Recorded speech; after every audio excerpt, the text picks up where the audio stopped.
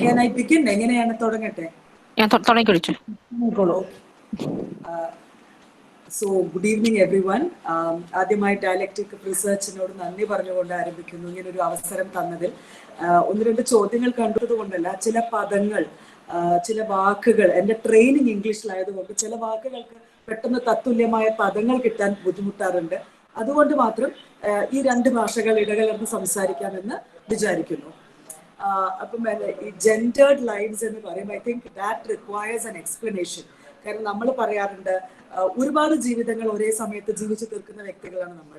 അപ്പം അധ്യാപകരാണെങ്കിൽ അധ്യാപന ജീവിതമുണ്ട്, കവിത എഴുതുന്നവരാണെങ്കിൽ കാവ്യ ജീവിതമുണ്ട്. ഇങ്ങനെ മൾട്ടിപ്പിൾ ലൈവ്സ് നമ്മൾ ലീഡ് ചെയ്യുമ്പോൾ തന്നെയും ഈ എല്ലാ പ്രക്രിയകളിലേക്കും ഇറങ്ങിച്ചെല്ലുന്ന, അല്ലെങ്കിൽ നമ്മുടെ ഈ എല്ലാ ആക്ടിവിറ്റീസിനെയും ഒരു വലിയ പരിധി വരെ കൺട്രോൾ ചെയ്യുന്നത്, നിയന്ത്രിക്കുന്നത് നമ്മുടെ ലിംഗ പദവി തന്നെയാണ്, നമ്മുടെ ജെൻഡർ തന്നെയാണ്. It is the gender that we are, the gender that is thrust upon us perhaps, or the gender that we have adopted, or the gender that we would prefer ourselves to be known by, that constrains in one way and lets us feel another way, and anyway directs our choices. So that is why I thought I would talk about gendered lives. Gender ഇന്നൂടെ ജീവിച്ച് തീർക്കുന്ന ജീവിതങ്ങൾ എന്നാണ് അതിനെ ഉദ്ദേശിച്ചത് ടൈറ്റിലുകൊണ്ട്. നമ്മളിപ്പം gender എന്നൊരു പദം നമ്മൾ പറയുകയാണെങ്കിൽ തന്നെ, ഒരു if you go to a university and you look at the syllabus, you will find gender studies. And what happens is that പല പാഠ്യ പദ്ധതികളിലും നമ്മൾ കാണാറുണ്ട്, it almost always talks about women, women's writing, women's problems, women's legal problems, women's interventions in society. But gender is not just women, gender is not just female. Gender എന്ന് പറഞ്ഞൊരു broad spectrum ആണ്, ഒരു rainbow ആണിത്. നമ്മൾക്ക് പറയാറുണ്ട് feminism അല്ലെങ്കിൽ femininity, സ്ത്രീത്വം എന്നുള്ളത് ചില ക്യാരക്ടറിസ്റ്റിക്സോട് തന്നിട്ട് ഇതൊക്കെ നിങ്ങൾ മേൽ അടിച്ചേൽപ്പിക്കുക എന്ന് പറയുമ്പോൾ അതോടൊപ്പം തന്നെ നമ്മൾ മനസ്സിലാക്കേണ്ടത് അത് മാസ്കുലിനിറ്റി ആണെങ്കിലും ട്രാൻസ് ഐഡന്റിറ്റി ആണെങ്കിലും ചില മുൻവിധികളോടെ, അല്ലെങ്കിൽ ഇതൊക്കെയാണ് ഈ തരത്തിലുള്ള ജീവിത രീതികളെ നിയന്ത്രിക്കേണ്ട കാര്യങ്ങൾ എന്നുള്ള തരത്തിലാണ് നാം കാണുന്നത്. So if you talk about women being constrained to behave in a particular manner, women being asked to become mothers and nurturing, take on nurturing roles in their lives, what we mustn't forget, or what we have to remember, is that masculine gender is also most often thrust upon male bodies. And that is why, Bodo says, within a Foucauldian framework, it is senseless to view men as the enemy, because men, like women, find themselves embedded and implicated in situations and institutions that they did not create. എത്രത്തോളം patriarchy സ്ത്രീ എന്നുള്ള ഒരു ബിംബത്തിൽ project ചെയ്തുകൊണ്ട് അതിന്റെ ഒരു സ്വഭാവ രൂപീകരണത്തിലേക്ക് സ്ത്രീകളെ നയിക്കുന്നുവോ, അത്ര തന്നെ രൂക്ഷമായി അല്ലെങ്കിൽ അത്ര തന്നെ ശക്തമായി പുരുഷൻ എന്നൊരു ജെൻഡറിന് വ്യാഖ്യാനം കൊടുത്തിട്ട് ഇങ്ങനെ പെരുമാറുന്നവനാണ് പുരുഷൻ എന്ന് അടിവര ഇട്ടുകൊണ്ട് പറയുന്നുണ്ട്. സിമോൺ ദി ബൂവർ ഒക്കെ ഡേറ്റഡ് ആണ്, അതുകൊണ്ട് സിമോൺ ദി ബൂവറിനെ പറ്റി അധികം പറയാൻ ഉദ്ദേശിക്കുന്നില്ല. കാരണം Simone de Beauvoir the Second Sex എന്ന പുസ്തകം എഴുതുമ്പോൾ science was not this developed. ആദ്യകാലത്തെ ഒരു ഫെമിനിസ്റ്റ് ടെക്സ്റ്റ് ആണ് സിമോൺ ദി ബൂവറിന്റെ സെക്കൻഡ് സെക്സ്. അതിൻ്റെതായിട്ടുള്ള പരിധികളുണ്ട്. ചിലപ്പോൾ നമ്മൾ എന്താ പറയുക, ഒരു ഡിഗ്രി ലെവലിലോ PG ലെവലിലോ ഇതിന്റെ പരിധികളെ പറ്റി പഠിക്കാറില്ല. പക്ഷെ ഇന്നും സിമോൺ ദി ബൂവർ ആണ് the final word in feminism എന്ന് പറയുന്നത് തെറ്റാണ്. കാരണം സിമോൺ ദി ബൂവർ പറയുന്നത് one is not born, rather one becomes a woman. ഇത് സോഷ്യൽ കൺസ്ട്രക്ട് മാത്രമല്ല സ്ത്രീ സ്വഭാവത്തെ അല്ലെങ്കിൽ പുരുഷ സ്വഭാവത്തെ രൂപീകരിക്കുന്നത്. DNA is a factor, your genes are a factor. ഇങ്ങനെ പലതരം ഫാക്ടേഴ്സ് ഒത്തുചേരുന്നുണ്ട്. നമുക്ക് സോഷ്യൽ കൺസ്ട്രക്ഷൻ തിയറി മാത്രം ഉപയോഗിച്ചുകൊണ്ട് ജെൻഡർ നമുക്ക് സ്റ്റഡി ചെയ്യാൻ പറ്റില്ല. കാരണം ജെൻഡർ എന്ന പദം തന്നെ, അല്ലെങ്കിൽ ജെൻഡർ സ്റ്റഡീസ് എന്നൊരു ഡിസിപ്ലിൻ തന്നെ, ഈ ഡിസിപ്ലിനറി സൈലോസ്, അതായത് പാഠ്യ വിഷയങ്ങൾ തമ്മിലുള്ള ഒരു ബൗണ്ടറി, അതിനെ പൊളിച്ചു കളയുന്നത് ഒരു വിഷയമാണ് ജെൻഡർ സ്റ്റഡീസ്. കാരണം നമുക്ക് ബയോളജി അറിയണം, അനാറ്റമി അറിയണം, സയൻസ് അറിയണം, എന്നാൽ മാത്രമേ നമുക്ക് ജെൻഡർ മനസ്സിലാക്കാൻ പറ്റുള്ളൂ. കൾച്ചറൽ പ്രാക്ടീസസും അറിയുക തന്നെ വേണം. ഐ തിങ്ക് സ്വാമി വിവേകാനന്ദന്റെ ഒരു കൊട്ടേഷൻ കൊണ്ട് തുടങ്ങിയ this will become very very clear. So Swami Vivekananda, it's a quote from a book, okay? He says, "O thou, mother of the universe, vouchsafe my manliness unto me. Mother of strength, take away my weakness. take away my unmanliness and make me a man. ഇതിന്റെ ഒരു paradox, അതിനൊരു irony നിങ്ങൾ ശ്രദ്ധിക്കാം. ഒന്ന്, വിവേകാനന്ദൻ, who's considered, you identify him as a male. He is praying to a mother, the goddess, who's a woman. And what is he asking the woman? He says, എന്നെ പുരുഷനാക്കൂ, എൻ്റെ weaknesses, എന്താ പറയാ, എൻ്റെ കഴിവുകേടുകൾ അല്ലെങ്കിൽ എൻ്റെ ചെറിയ ചെറിയ ദൗർബല്യങ്ങൾ, ദൗർബല്യങ്ങൾ മാറ്റി നിർത്തിയിട്ട് എന്നിൽ പുരുഷത്വം നിറയ്ക്കൂ എന്നാണ് പറയുന്നത്. അപ്പം ഇതിൽ തന്നെ വലിയൊരു പാരഡോക്സ് ഉണ്ട്. കാരണം പുരുഷനായിട്ട് ഐഡന്റിഫൈ ചെയ്ത വിവേകാനന്ദൻ താൻ അത്രയും പുരുഷത്വത്തിലേക്ക് എത്തിയിട്ടില്ല എന്നൊരു തോന്നലുണ്ട്. പക്ഷെ എന്നിരുന്നാലും എന്നെ കൂടുതൽ പുരുഷനാക്കണേ എന്ന് പ്രാർത്ഥിക്കുന്നത് ഒരു സ്ത്രീയോടാണ്. It is to a woman that he is praying to make him more of a man. These are certain problems that we have to encounter, we have to deal with, and we have to find at least temporary solutions to the understanding of gender lives that people lead. And I think, in the abstract I provided, I said that I would be using the frame or the lens which is given by standpoint theory. So എനിക്ക് ഇത് ലോക്കോൻ പറഞ്ഞതുമാതിരി പണ്ട് നമ്മൾ പറയില്ലേ, എന്നെ കേൾക്കാൻ 1000 പേരുണ്ടെന്ന് തോന്നി ഞാൻ സംസാരിക്കുകയാണെന്ന്. That was hallucination. Today it's called a webinar. അപ്പം ഇത് കേൾക്കുന്നത് മുഴുവൻ റിസർച്ച് സ്കോളേഴ്സും ഗൈഡ്സും ആണോ എന്ന് എനിക്കറിയില്ല. അതുകൊണ്ട് തന്നെ ചിലപ്പം ഒരുപാട് ജാർഗൺ ഉപയോഗിച്ച് സംസാരിച്ചത് ഇത് എത്രത്തോളം നിങ്ങൾക്ക് എത്രത്തോളം ഇത് കമ്മ്യൂണിക്കേറ്റ് ചെയ്യുമെന്ന് എനിക്കറിയാം. But unfortunately I have to use certain technical terminologies. The standpoint MA student, fine. But I'm not very technically savvy. So the chat boxes, I think we'll start after I complete. All right. So what I'm trying to do is I'm trying to bring forward the idea of something called standpoint theory. This standpoint theory, ഞാൻ വിശദീകരിക്കാം. വളരെ simple ആയിട്ട് പറഞ്ഞു കഴിഞ്ഞാൽ, it just means that your body, your social context decides the type of knowledge that you will attain. അതായത് even സയൻസിന്റെ കാര്യത്തിൽ പോലും നമ്മൾ അതിലേക്ക് കൂടുതലായിട്ട് പറയാം. സയന്റിഫിക് നോളജ്, ഒബ്ജക്റ്റീവ് നോളജ് ആണ് നമുക്കൊരു തോന്നലുണ്ട്. അതുപോലും ചോദ്യം ചെയ്യപ്പെടുകയാണ് സ്റ്റാൻഡ് പോയിന്റ് തിയറിയിലൂടെ. So the concept is that your gender or the dynamics of your gender will change from culture to culture, will change from place to place, will change from time to time. So gender എന്നുള്ളത് നമ്മൾ Julie Buttler പറഞ്ഞതുപോലെ ഇടയ്ക്കിടയ്ക്ക് അണിയുന്ന ഒരു ആവരണം മാത്രമാണ് gender. You can wear it and you can take it off, which is exactly what Vivekananda said. He understood that you cannot be born with masculinity. Masculinity is something that you have to attain. So man എന്നുള്ളത് കൊണ്ട് masculine ആവണമെന്നില്ല, man എന്നുള്ളത് കൊണ്ട് patriarchal ആവണമെന്നില്ല, സ്ത്രീ എന്നുള്ളത് കൊണ്ട് feminist ആവണമെന്നും ഇല്ല. ഇപ്പൊ നമുക്ക് ഈ പദപ്രയോഗങ്ങൾ നമ്മൾ നോക്കുകയാണെങ്കിൽ വളരെ വ്യക്തമായിട്ട് നമുക്ക് മനസ്സിലാവും. ചില വാക്കുകളോട് നമുക്ക് വലിയൊരു റെസിസ്റ്റൻസ് ഉണ്ട്. അതിലൊരു വാക്കാണ് ഫെമിനിസം.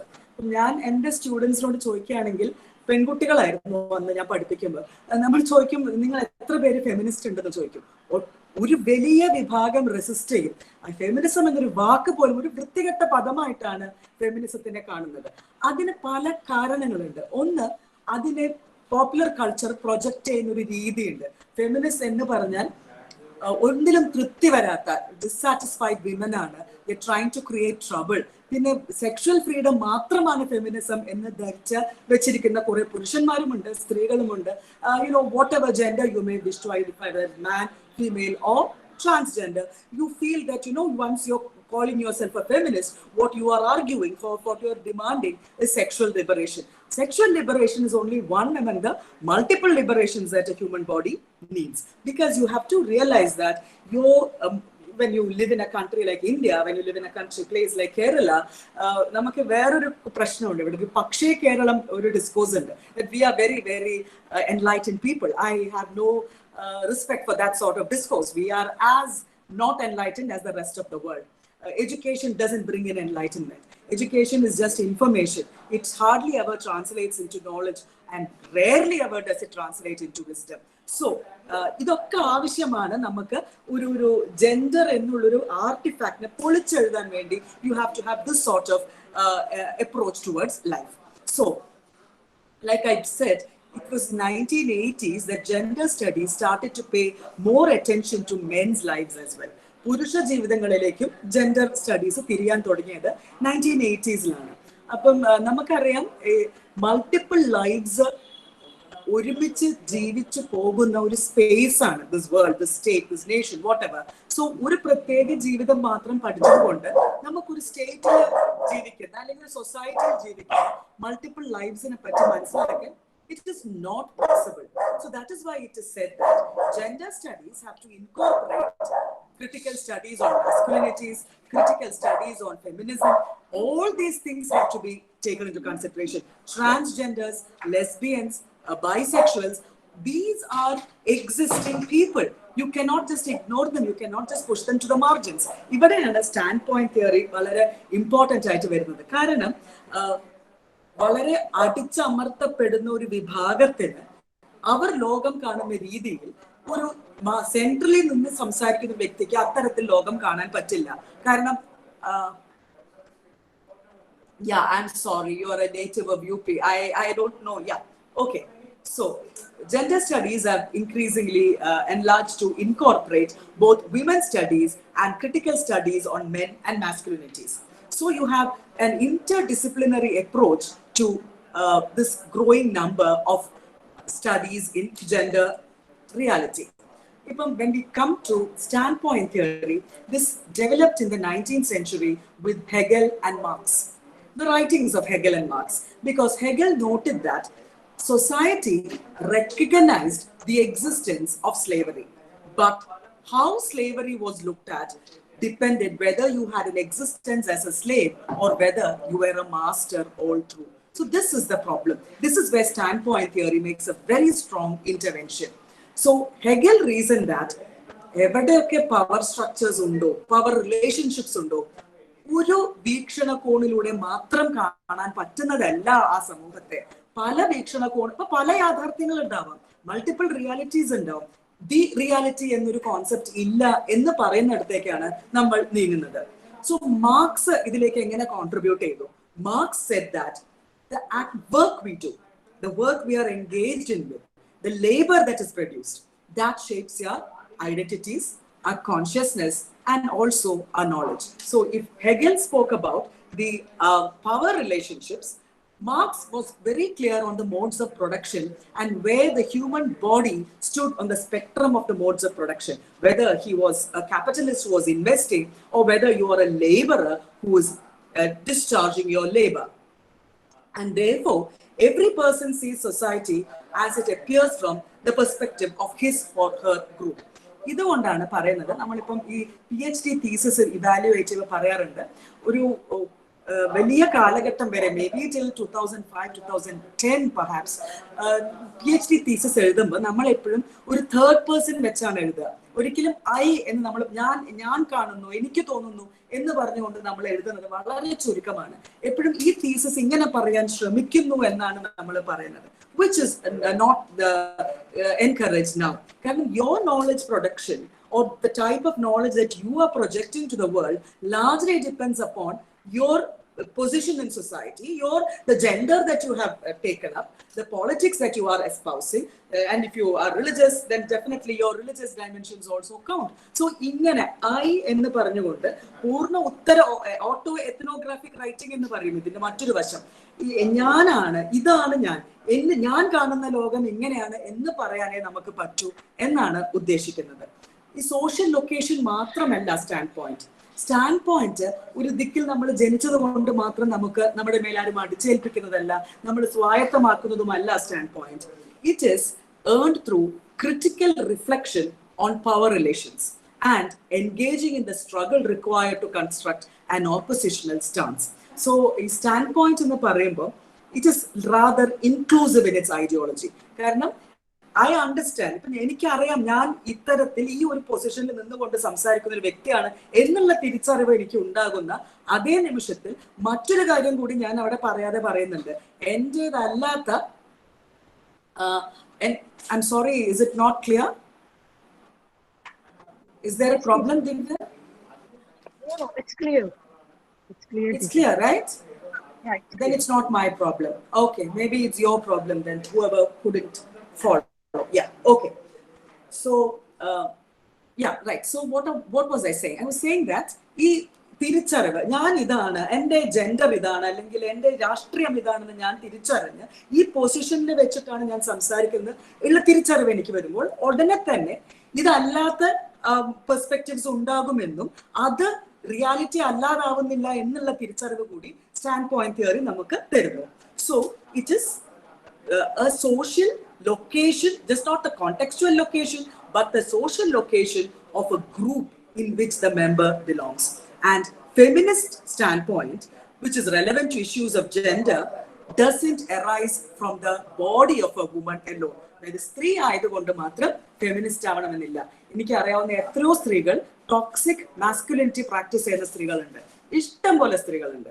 അവരുടെ ആറ്റിറ്റ്യൂഡ് നോക്കിയാൽ, അവരുടെ ചോയ്സസ് നോക്കിയാൽ ടോക്സിക് മാസ്കുലിനിറ്റി നമുക്കതിൽ കാണാൻ പറ്റും. സ്ത്രീകൾക്ക് ഉള്ള പരിമിതികളോ പ്രശ്നങ്ങളോ ഒക്കെ അത് ബോഡി ബേസ്ഡ് ആയിട്ട് കാണുന്നതാണ് ടോക്സിക് മാസ്കുലിനിറ്റി എന്ന് പറയുന്നത്. ഇത് പ്രാക്ടീസ് ചെയ്യാൻ നിങ്ങൾ പുരുഷനാവണമെന്നില്ല, സ്ത്രീ ആയാലും മതി. So that is what I'm saying. Ideology, feminist ideology, is not tied up to the body of a woman. Neither is masculinist ideology tied to the body of a man, nor is toxic masculinity or toxic femininity belonging to the bodies of these male, female, or trans bodies. So, members of a group, so once we understand the social location of the group, we get to know that there is a vested interest in preserving their place in hierarchy. So their views of social lives may be more distorted than the person who's disadvantaged by it. So this is very, very simple. Like the Hegel, the master slave, our understanding തന്നെയാണിത്. കാരണം നമ്മളുടെ position എന്താണോ അതനുസരിച്ചായിരിക്കും നമ്മുടെ knowledge production, അതനുസരിച്ചായിരിക്കും നമ്മൾ ലോകത്തിലെ തെറ്റ് ശരികൾ അല്ലെങ്കിൽ സമൂഹത്തിന്റെ തെറ്റും ശരിയും നമ്മുടെ ഒരു മേട്രിക്സ് നമ്മൾ ഉണ്ടാക്കുന്നത് നമ്മുടെ അനുഭവങ്ങളിൽ കൂടി തന്നെയായിരിക്കാം. So Sandra Harding actually coined the term standpoint theory to categorize these epistemologies.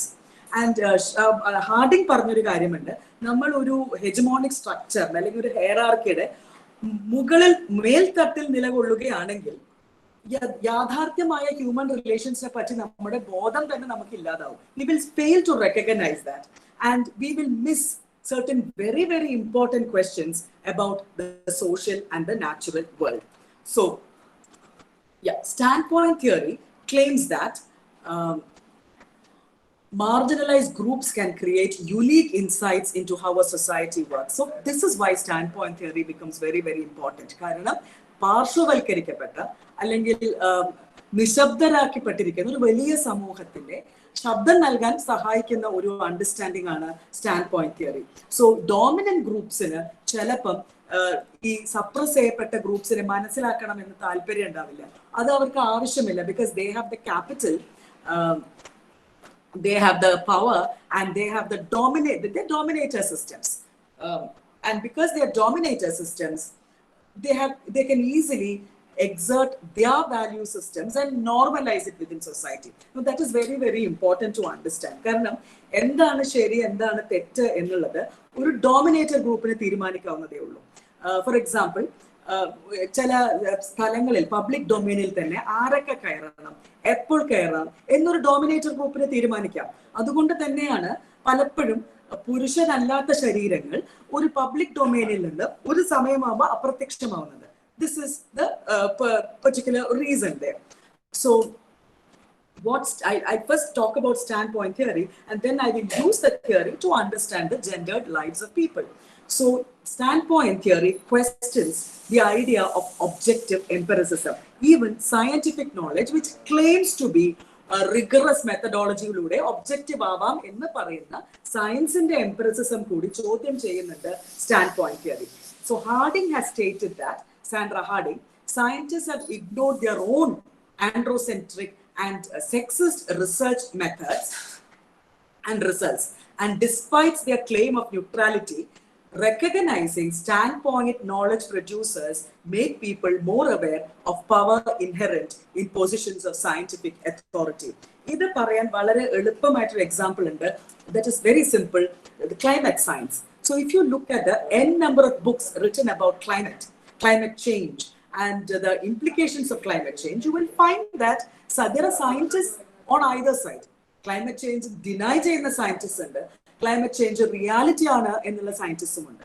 So ഈ ഒരു പ്രശ്നം നിലനിൽക്കുന്നുണ്ട്. ഇപ്പൊ സയൻസ് വളരെ ഒബ്ജക്റ്റീവ് ആണ്, റിഗറസ് മെത്തഡോളജിയാണ് എന്ന് നമ്മൾ സമ്മതിച്ചു കഴിഞ്ഞാൽ ഇത്തരത്തിലുള്ള ആർഗ്യുമെന്റ്സിന് നമ്മൾ എവിടെ കൊണ്ടുപോയി നിർത്തും?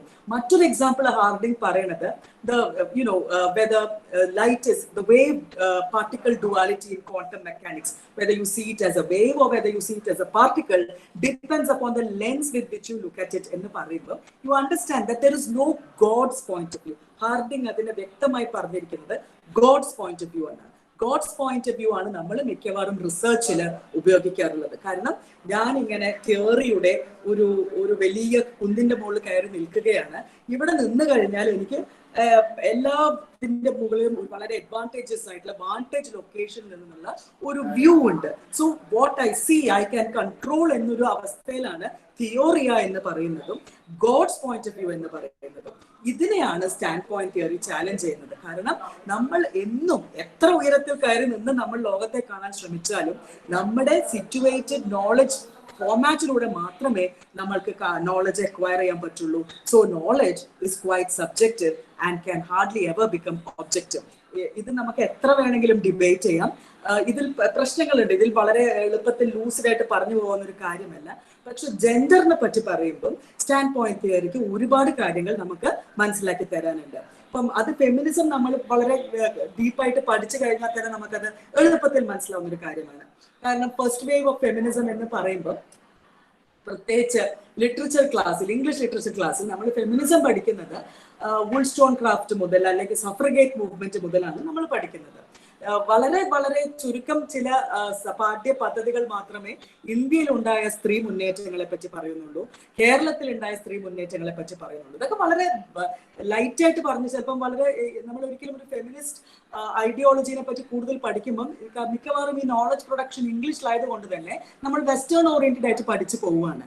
ഒരു തേർഡ് വേവ് ഓഫ് ഫെമിനിസം എത്തുമ്പോൾ മാത്രമേ വൈറ്റ് ഫെമിനിസം ചോദ്യം ചെയ്യപ്പെടുന്നുള്ളൂ. അപ്പോൾ മാത്രമേ നമുക്ക് മനസ്സിലാവുന്നുള്ളൂ ഗോർ പറഞ്ഞത് കൊണ്ടായില്ല, അല്ലെങ്കിൽ കേറ്റ് മില്ലറ്റ് പറഞ്ഞത് കൊണ്ടായില്ല, എനിക്ക് കൂടി തോന്നണം, അല്ലെങ്കിൽ ഒരു കേരളത്തിൽ ജീവിക്കുന്ന ഒരു സ്ത്രീക്കോ ട്രാൻസ്ജെൻഡറിനോ ഒരു പുരുഷനോ കൂടി തോന്നണം, എന്നാൽ മാത്രമേ അവന്റെ ആവശ്യങ്ങൾ അവന് മനസ്സിലാവുകയുള്ളൂ അല്ലെങ്കിൽ അവൾക്ക് മനസ്സിലാവുകയുള്ളൂ എന്ന് നമുക്ക് തിരിച്ചറിയുന്നത്. ഈ തേർഡ് വേവ് ഓഫ് ഫെമിനിസം ആണ് കൾച്ചറൽ ഫെമിനിസം എന്ന് നമ്മൾ പറയും. കാരണം your location, your geolocal context becomes a very, very crucial factor in deciding what your choices are and how you define feminism. അതുകൊണ്ടാണ് ഫെമിനിസം എന്ന് പറയുമ്പോൾ നമ്മൾ ഒരു ഒറ്റ കോമൺ ഡിനോമിനേറ്ററിൽ ചുരുക്കാതെ ഫെമിനിസംസ് പ്ലൂറലിറ്റി ആയിട്ട് പറയുന്നത്. നമ്മുടെ സ്വാതന്ത്ര്യം എന്താണെന്ന് തീരുമാനിക്കേണ്ട അവകാശമെങ്കിലും നമുക്ക് വേണം. അതുകൊണ്ടാണ് മാർഗരറ്റ് ആറ്റ്വുഡിനെ പോലത്തെ ഒരു കനേഡിയൻ റൈറ്റർ പറഞ്ഞത്, പേട്രിയാർക്കി ഒരുപാട് നിയമങ്ങൾ എനിക്ക് തന്നു, അവിടുന്ന് ഒരു രക്ഷ നേടാനാണ് ഞാൻ ഫെമിനിസ്റ്റ് ആയത്. പക്ഷെ ഒരു ഫെമിനിസ്റ്റ് ഗ്രൂപ്പിൽ ഉൾപ്പെടണമെങ്കിൽ ഇത്തരത്തിലൊക്കെ പെരുമാറിയാൽ മാത്രമേ ഞാൻ ഫെമിനിസ്റ്റ് ആയി മാറുകയുള്ളൂ എന്ന് ആറ്റ്വുഡ് പരിഹാസ രൂപേണ പറഞ്ഞു വെക്കുന്നുണ്ട്. ഇത് വളരെ വ്യക്തമാണ്. കാരണം ഒരു റിഗറസ് ഫ്രെയിംവർക്കിന്റെ ഉള്ളിൽ നിന്ന് അതിനെ നമ്മൾ ഫൈറ്റ് ചെയ്തുകൊണ്ട് നമുക്കൊരു റിയൽ അല്ലെങ്കിൽ നാച്ചുറൽ ആയിട്ടൊരു എക്സിസ്റ്റൻസിലേക്ക് നമ്മൾ പോകുമ്പോൾ ഫെമിനിസം നമുക്ക് നമ്മുടെ മുന്നിൽ വെക്കുന്നത് മറ്റ് ചില നിയമാവലികളാണ്. ഇതിനെ ചോദ്യം ചെയ്തുകൊണ്ടാണ്, അല്ലെങ്കിൽ നിങ്ങൾ ആരാണ്, വൈറ്റ് വിമൻ ആരാണ് നമുക്ക് വേണ്ടി നിയമങ്ങൾ ഉണ്ടാക്കാൻ എന്ന് ചോദിക്കുന്നിടത്താണ് മൾട്ടിപ്പിൾ ഫെമിനിസംസ് എന്നൊരു തിരിച്ചറിവിലേക്ക് നമ്മൾ പോകുന്നത്. So God's point of view എന്ന് ഹാർഡിംഗ് പറയുമ്പോൾ അതിന്റെ ഓപ്പോസിറ്റ് ആയിട്ടാണ് ഫോക്ക് നോളജ് വരുന്നത്. ഫോക്ക് നോളജ് എന്ന് പറയുമ്പോൾ നൊമാഡിക് തിയറിയുടെ ഒക്കെ ഭാഗമാണ്, യാത്രയാണ്. ആ യാത്രയ്ക്കുള്ളിലൂടെ നമ്മൾ പോകുമ്പോൾ നമുക്ക് സ്വായത്തമാവുന്ന അനുഭവങ്ങളും നമ്മൾ നേടിയെടുക്കുന്ന ജീവിത പരിചയങ്ങളും ഒക്കെ തന്നെയാണ് നമ്മുടെ നോളജ് പ്രൊഡക്ഷനെ ബാധിക്കുന്നത്. It really influences the type of things that you are understanding and what you understand. So if you look at gender studies, നമ്മൾ പലപ്പോഴും ഇപ്പം അഗെയിൻ ഞാൻ ഒരു ടീച്ചർ ആയതുകൊണ്ട് തന്നെ സിലബസിലേക്ക് നമ്മൾ തിരിച്ചു വന്നാൽ, പ്രത്യേകിച്ച് ഇംഗ്ലീഷ് ലിറ്ററേച്ചർ സിലബസിലേക്ക് നമ്മൾ വന്നാൽ നമുക്ക് കാണാം ലിറ്ററേച്ചർ എന്നൊരു വലിയ ഭാഗമുണ്ട്. അത് അൺമാർക്ക് ഇരിക്കുന്നത് ഡെഡ് വൈറ്റ് മെൻ ആയിരിക്കും. പിന്നെ വരും അത് ലേബിൾഡ് ആയിട്ടാണ്. ഒന്ന് വിമൻസ് റൈറ്റിംഗ്, അതായത് എന്തോ ഒരു വ്യത്യസ്തമായ ഒരു എഴുത്താണത്, എഴുത്ത് എന്നൊക്കെ പറഞ്ഞ വിമൻസ് റൈറ്റിംഗ്. പക്ഷെ മെൻസ് റൈറ്റിംഗ് എന്ന് പറഞ്ഞ ഒരു കാറ്റഗറി ഇല്ല. അതെന്തുകൊണ്ടാണ്? ട്രാൻസ്ജെൻഡർ റൈറ്റിംഗ് ഉണ്ട്, ക്വയർ തിയറി ഉണ്ട്, ക്വയർ റൈറ്റിംഗ് ഉണ്ട്, വിമൻസ് റൈറ്റിംഗ് ഉണ്ട്. മെൻസ് റൈറ്റിംഗ് നമ്മൾ കാണാറില്ല. ഇപ്പൊ ഷേക്സ്പിയർ ആയാലും കീറ്റ്സ് ആയാലും ആരായാലും അമിതാഭ് ഘോഷ് ആയാലും ഇവരൊരു യൂണിവേഴ്സൽ എന്നൊരു അടയാളപ്പെടുത്തലിലേക്ക് പോവുകയാണ്. ഇതാണ് നോർമൽ. ഇപ്പൊ നോർമൽ ആയിട്ടുള്ളത് നമ്മൾ മാർക്ക് ചെയ്യാറില്ല. ഇത്തിരി ഡീവിയന്റ് ആയിട്ടുള്ള കാര്യങ്ങളാണ് നമ്മൾ മാർക്ക് ചെയ്യാറുള്ളത്. അതുകൊണ്ട് വിമൻസ് റൈറ്റിംഗ് എന്നുള്ളത് മാർക്ക് ചെയ്യപ്പെടേണ്ടതും മെൻസ് റൈറ്റിംഗ് എന്നുള്ളത് നാച്ചുറൽ അല്ലെങ്കിൽ നോർമൽ എന്നൊരു അർത്ഥ വ്യത്യാസം നമ്മൾ അവിടെ കാണുന്നുണ്ട്. കണ്ടില്ല എന്ന് നമ്മൾ പലപ്പോഴും നടിക്കുന്നുണ്ടെങ്കിൽ പോലും. So men as individuals, groups or categories are not problematized. So ഫെമിനിസവും പ്രോട്ടോ ഫെമിനിസവും ഒക്കെ ഇതിനെ ഒരുപാട് ചോദ്യം ചെയ്തിട്ടുണ്ടെങ്കിലും ഇന്നും ഈവൻ ഇൻ 2020 ഒരു സിലബസ് എടുത്ത് നോക്കാം. കാരണം നമ്മൾ അവിടെ നിന്നാണല്ലോ നോളജ് പ്രൊഡക്ഷൻ വരുന്നത്, യൂണിവേഴ്സിറ്റീസിൽ നിന്ന്. എന്തുകൊണ്ട് വിമൻസ് റൈറ്റിംഗ് എന്നൊരു വിഭാഗം അല്ലെങ്കിൽ ക്വയർ റൈറ്റിംഗ് എന്നൊരു വിഭാഗം ഉണ്ടെങ്കിൽ മെൻസ് റൈറ്റിംഗ് എന്നൊരു വിഭാഗം ഉണ്ടാകുന്നില്ല എന്നൊരു ചോദ്യം നമുക്ക് ചോദിക്കേണ്ടിയിരിക്കുന്നു. ആൻഡ് ജെൻഡർ എന്ന് പറഞ്ഞാൽ സ്ത്രീകൾക്കും ട്രാൻസ്ജെൻഡേഴ്സിനും മാത്രമുള്ളതാണെന്നും men were ungendered because that is natural. പക്ഷെ that is the most artificial creation that we have ever come across. ഇവിടെയാണ് CSSM എന്ന് പറഞ്ഞ critical studies on men and masculinities എന്ന് പറഞ്ഞ ഒരു ബ്രാഞ്ച് ഓഫ് അല്ലെങ്കിൽ ഒരു ഡിസിപ്ലിൻ തന്നെ ഡെവലപ്പ് ചെയ്ത് വരുന്നത്. അപ്പം നമ്മൾ ഇതാണ് ആദ്യം കാണുന്നത്, എങ്ങനെയാണ് ജെൻഡേർഡ് ലൈഫ്സിലേക്ക് മെന്നിനെ നമ്മൾ കൊണ്ടുവരുന്നത്. Why do you have to stop thinking about them as if it is a natural thing to be a man, and it is rather a bit unnatural to become a transgender, a bit unnatural to become a woman. So it examined how men are gendered. So how men are gendered in the പറയുമ്പോൾ men are given certain role models. They may be toxic role models. And men may be asked to behave against their instincts. ഇപ്പൊ പറയാറുണ്ട് men don't cry, കരയാറില്ല. പിന്നെ പുരുഷന്മാരാണ് യുദ്ധത്തിന് പോകുന്നത്. So they have to be physically active. ഹിന്ദിയിലൊക്കെ നമ്മൾ കേട്ടിട്ടുണ്ട് ചൂടിയാൻ പെഹനോ ഘർ പർ ബൈഠോ എന്ന് പറഞ്ഞാൽ അത് സ്ത്രീകളാണ് ചെയ്യുക. അത് വീട്ടിനകത്തിരിക്കുന്നത് പുരുഷത്വമല്ല എന്ന് പറയുന്നത്. അപ്പൊ വീട്ടിനകത്തിരിക്കാൻ ഇഷ്ടമുള്ള ആൾക്കാരുണ്ടാവും, പുരുഷന്മാരുണ്ടാവും. But they are going to work against their natural instincts because they have to subscribe to the norm of being a man. So if a woman has to give up her, perhaps the natural instinct of a woman, അവൾക്ക് അമ്മയാവണ്ട എന്നൊരു തോന്നലുണ്ടാവും. പക്ഷെ society എന്ത് പറയും? ഇത് സ്ത്രീയാണ്, സ്ത്രീത്വത്തിന് മാതൃത്വം പറഞ്ഞിരിക്കുന്നു, അത് given ആണ് എന്ന് പറയുന്നത് പോലെ തന്നെയാണ് പുരുഷനോട് നീ ഫുട്ബോൾ കളിക്കണം, നീ കായികമായി ശക്തി നേടണം എന്ന് പറയുന്നത്. അപ്പൊ നമ്മൾ ആ ഭാഗം കാണാതെ ഫെമിനിസം അല്ലെങ്കിൽ ജെൻഡർ സ്റ്റഡീസിൽ പുരുഷൻ അല്ലാത്ത വിഭാഗങ്ങളെ മാത്രം കണ്ടുകൊണ്ട് ഒരു മുന്നോട്ട് പോക്ക് സാധ്യമല്ല. ഒരു സമന്വയം വേണമെങ്കിൽ ഈ തരത്തിലുള്ള ജെൻഡർ പ്രാക്ടീസസ് മുഴുവൻ ആർട്ടിഫിഷ്യൽ കൺസ്ട്രക്ട്സ് ആണ് എന്നൊരു തിരിച്ചറിവ് നമുക്ക് ഉണ്ടാവണം. അവിടെയാണ് CSSM പോലെയുള്ള critical studies on masculinities becomes very very important. അപ്പൊ വലിയൊരു എന്താ പറയുക സ്ട്രക്ചേർഡ് പേട്രിയാർക്കിയിൽ ജീവിക്കുമ്പോൾ നമുക്ക് എന്താ പറയാ when we talk about a very toxic patriarchal society, ഇത് എന്താ പറയാ നമ്മളൊരു പവർ സ്ട്രക്ചറിനെ ചോദ്യം ചെയ്യുന്നത് പോലെയാണ്. പുരുഷനെ ചോദ്യം ചെയ്യുക, പുരുഷത്വത്തെ ചോദ്യം ചെയ്യുക എന്ന് പറഞ്ഞത് പവർ സ്ട്രക്ചറിനെ ചോദ്യം ചെയ്യും. കാരണം നമുക്ക് നമ്മുടെ ചില സങ്കല്പങ്ങളുണ്ട്, ഇങ്ങനെ ആയിരിക്കണം പുരുഷൻ. നമുക്ക് ഒരുപാട് പാട്ടുകളുണ്ട്, നമുക്ക് ഒരുപാട് കഥകളുണ്ട്, മിത്ത് ഉണ്ട്, ഇതോ റിലിജൻ ഉണ്ട്. കൃത്യമായി പറഞ്ഞാൽ വളരെ സ്ട്രോങ് ആയിട്ടുള്ള റിലിജൻസ് ഉണ്ട് എങ്ങനെ പുരുഷന്മാർ പെരുമാറണം എന്ന് പറഞ്ഞു. അപ്പം ഇത് പുരുഷനെ തന്നെയും വളരെ വളരെ കൺസ്ട്രെയിൻ ചെയ്യുന്നു എന്ന് നമ്മൾ മനസ്സിലാക്കുന്നില്ല എന്നുള്ളതാണ് പ്രശ്നം. സോ ഇവിടെയാണ് പിയർ ബോർഡിയുടെ മാസ്കുലിൻ ഡോമിനേഷൻ എന്ന് പറഞ്ഞ ഒരു കോൺസെപ്റ്റ് വളരെ പ്രസക്തമാവുന്നത്. ബോർഡോ പറയുന്നത് biology of man does not determine the masculine disposition and masculinity ഒരു ഡ്യൂട്ടി ആയിട്ട് മാറുകയാണ്. അപ്പൊ അതിലേക്ക് ഞാൻ വരാം. കാരണം നാഷണലിസവും പുരുഷത്വവും വളരെ വ്യക്തമായിട്ട് ഒരുമിച്ച് നിൽക്കുന്ന രണ്ട് സങ്കല്പങ്ങളായിട്ടാണ് പ്രൊജക്ട് ചെയ്യപ്പെട്ടിരിക്കുന്നത്, nationalism and masculinity. So and ഈ പറയാറുണ്ട് മാസ്കുലിനിറ്റി എന്ന് പറഞ്ഞ ഒരു ഫിയർ ആണ്, പേടിയാണ്. അതായത് if I do not behave in a particular manner I will be excluded from the world of men. ഇപ്പൊ മാസ്കുലിനിറ്റി എന്ന് പറഞ്ഞത് ഉള്ളിലുള്ള ഭയമാണ് എന്നാണ് ബോർഡോ പറയുന്നത്. ഇപ്പൊ ഫെമിനിസം എന്ന് പറഞ്ഞത് ഒരു യൂട്ടോപ്യൻ സങ്കല്പമാണെങ്കിൽ മാസ്കുലിനിറ്റി എന്ന് പറഞ്ഞിരിക്കുന്നത് ഒരു ഭയമാണ്. എനിക്ക് ഞാൻ ഉണ്ട് എന്ന് സങ്കല്പിക്കുന്ന ഈ മേധാവിത്വം അല്ലെങ്കിൽ ഈ പെരുമാറ്റം എനിക്ക് നഷ്ടപ്പെടുമോ, അത് നഷ്ടപ്പെട്ടാൽ ഈ സമൂഹത്തിൽ എനിക്ക് ഇത്രയും കാലം ഉണ്ടായിരുന്ന സ്ഥാനം നഷ്ടപ്പെടുമോ എന്നുള്ളൊരു ഭയമാണ് മാസ്കുലിനിറ്റിയെ നയിക്കുന്നത് എന്ന് പിയർ ബോർദുവോ പറയുന്നു. And he says that it is this masculine fear which forms the basis of many dispositions which are associated with manliness. ഇത് കേരളത്തിലുള്ള ആൾക്കാരാണ് ഈ കേൾവിക്കാരെങ്കിൽ ഇത് മനസ്സിലാക്കാൻ ഒരു ബുദ്ധിമുട്ടും ഇല്ല. നമ്മുടെ മലയാളം സിനിമ കണ്ടാൽ മതി, അല്ലെങ്കിൽ സിനിമയിലെ പാട്ട് കേട്ടാൽ മതി. പുരുഷന് വേണ്ടി എഴുതുന്ന പാട്ടുകളും സിനിമകളുമാണ്. അപ്പം ആ ഒരു ഫിയറാണ്. ഒരു സ്ത്രീ സ്വത്വമുള്ള ഒരു സ്ത്രീ ആണെങ്കിൽ, ഫ്ലഷ് ഔട്ട് ചെയ്ത സ്ത്രീ കഥാപാത്രമാണെങ്കിൽ ഈ ഫിയർ അലട്ടുകയാണ്. അപ്പം എന്താ പറയാ, ഇത് ഞാൻ പറയുന്നത് to be very very clear, പുരുഷൻ എന്നുള്ള ഒരു ബയോളജിക്കൽ ബോഡിയെ പറ്റിയല്ല ഞാൻ പറയുന്നത്. പുരുഷന്മാരെക്കാൾ ഡേഞ്ചറസ് ആയിട്ടുള്ള സിനിമ എടുക്കുന്ന ഫീമെയിൽ ഐഡന്റിഫൈഡ് ബോഡീസ് ഉണ്ട്. For example Anjali Menon. ഞാൻ കണ്ടതിൽ വെച്ച് ഏറ്റവും ഡേഞ്ചറസ് ആയിട്ടൊരു സിനിമ എനിക്ക് തോന്നിയിട്ടുള്ളത് ബാംഗ്ലൂർ ഡേയ്സ് എന്ന സിനിമയാണ്.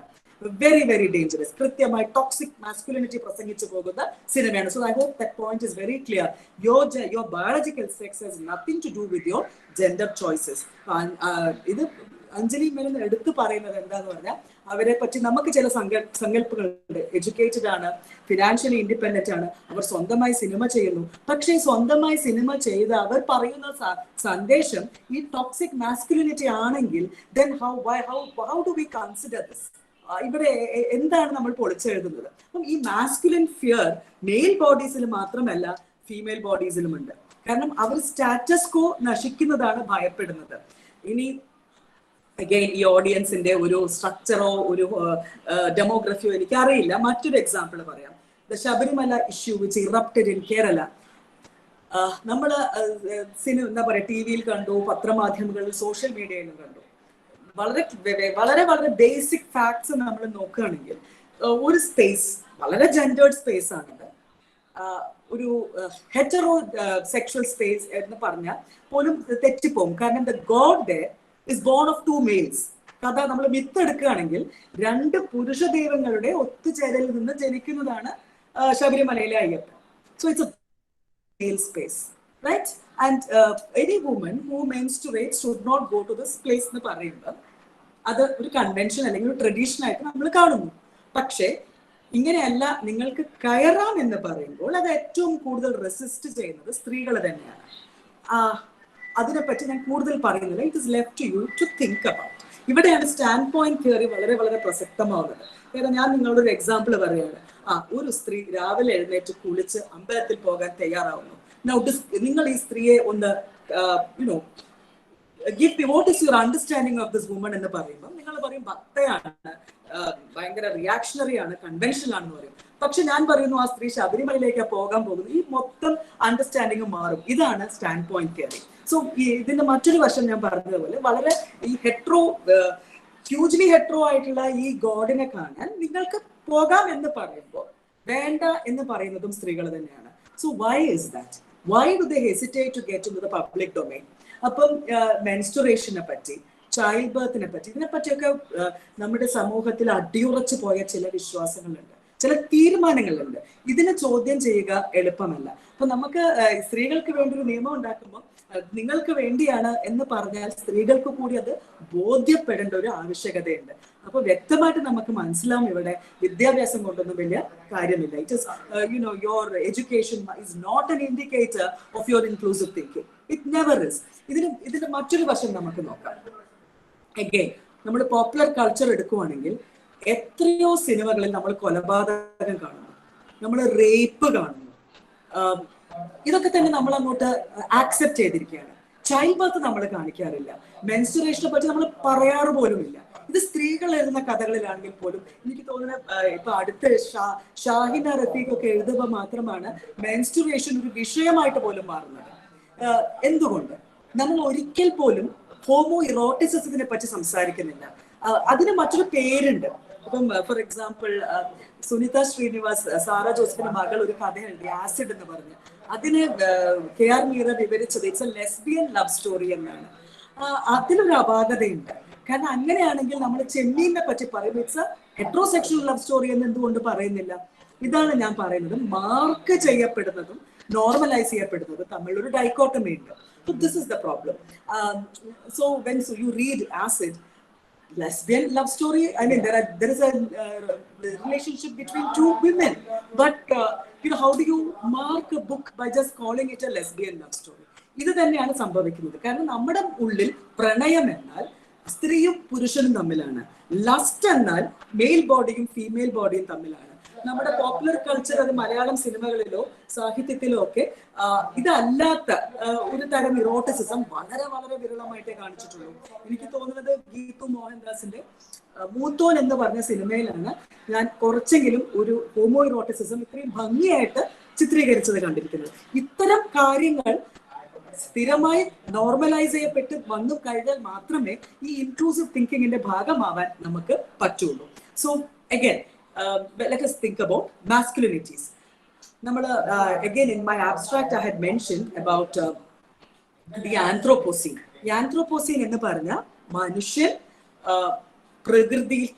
പ്രകൃതിയുടെ മേലെ ഉണ്ടാക്കുന്ന ഒരു ഇമ്പാക്റ്റിനെയാണ് നമ്മൾ ആന്ത്രോപോസീൻ എന്ന് പറയുന്നത്. നമ്മൾ എപ്പോഴാണ് ക്ലൈമറ്റ് ചേഞ്ച് തുടങ്ങുന്നത്, എപ്പോഴാണ് ഈ ഡീഫോറസ്റ്റേഷൻ നടക്കുന്നത്, എപ്പോഴാണ് ഓഷൻസ് പൊല്യൂട്ടഡ് ആവുന്നത്, ഇതൊക്കെ ആന്ത്രോപോസീന്റെ എൻട്രിയോടെയുള്ളൂ. പക്ഷെ എല്ലാ മനുഷ്യരും ഒരേ തുല്യമായിട്ടുള്ള ആന്ത്രോപോസീൻസ് അല്ല. The anthro is different. കാരണം ഒരു വെസ്റ്റേൺ കൺട്രി, അമേരിക്ക പോലൊരു ക്യാപിറ്റലിസ്റ്റ് രാജ്യത്തിൽ ഉണ്ടാക്കുന്ന ഡെവാസ്റ്റേഷൻ ചിലപ്പോൾ ആഫ്രിക്കയിലെ ഒരു ഹ്യൂമൻ ബീങ് ചെയ്തു എന്ന് വരില്ല. ചിലപ്പോൾ പോവർട്ടി ലൈനിന്റെ താഴെ ജീവിക്കുന്ന ഒരു ബംഗ്ലാദേശിൽ വ്യക്തി ചെയ്തെന്ന് വരില്ല. So all anthropocenes are not equal. So you have multiple anthropocenes. In much the same way, just as we have multiple feminisms, multiple female ideologies, you have plural masculinities. So masculinity also must be understood as something which is connected to time, which is variable, which is very, very bound to space and the context. So again, നേരത്തെ പറഞ്ഞതുപോലെ ഒന്ന് masculinity എന്ന് പറഞ്ഞൊരു fear ആണ്, നഷ്ടപ്പെടുമോ എന്നൊരു പേടി. രണ്ട്, ഒരു നൊസ്റ്റാൾജിക് ഫോർമേഷൻ ആണ്, always missing, always about to be lost, and its ideal form is located in a past. പണ്ടത്തെ കാലം, പഴയ കാലം, നമ്മൾ എപ്പോഴും അത് തന്നെ നമ്മളും ഫീമെയിൽസും റിപ്പീറ്റ് ചെയ്യും, ട്രാൻസ്ജെൻഡേഴ്സും റിപ്പീറ്റ് ചെയ്യും, പഴയ നല്ല കാലം എന്നുള്ളത്. സ്ത്രീകളെ സംബന്ധിച്ചിടത്തോളം കേരളത്തിൽ, എനിക്ക് പുറമെയുള്ള കാര്യങ്ങൾ പറയാൻ അത്ര അറിയില്ല, ഇന്ത്യയിലെ സ്ത്രീകൾ, കേരളത്തിലെ സ്ത്രീകൾക്ക് പഴയ കാലം അത്ര നല്ല കാലം ഒന്നുമായിരുന്നില്ല.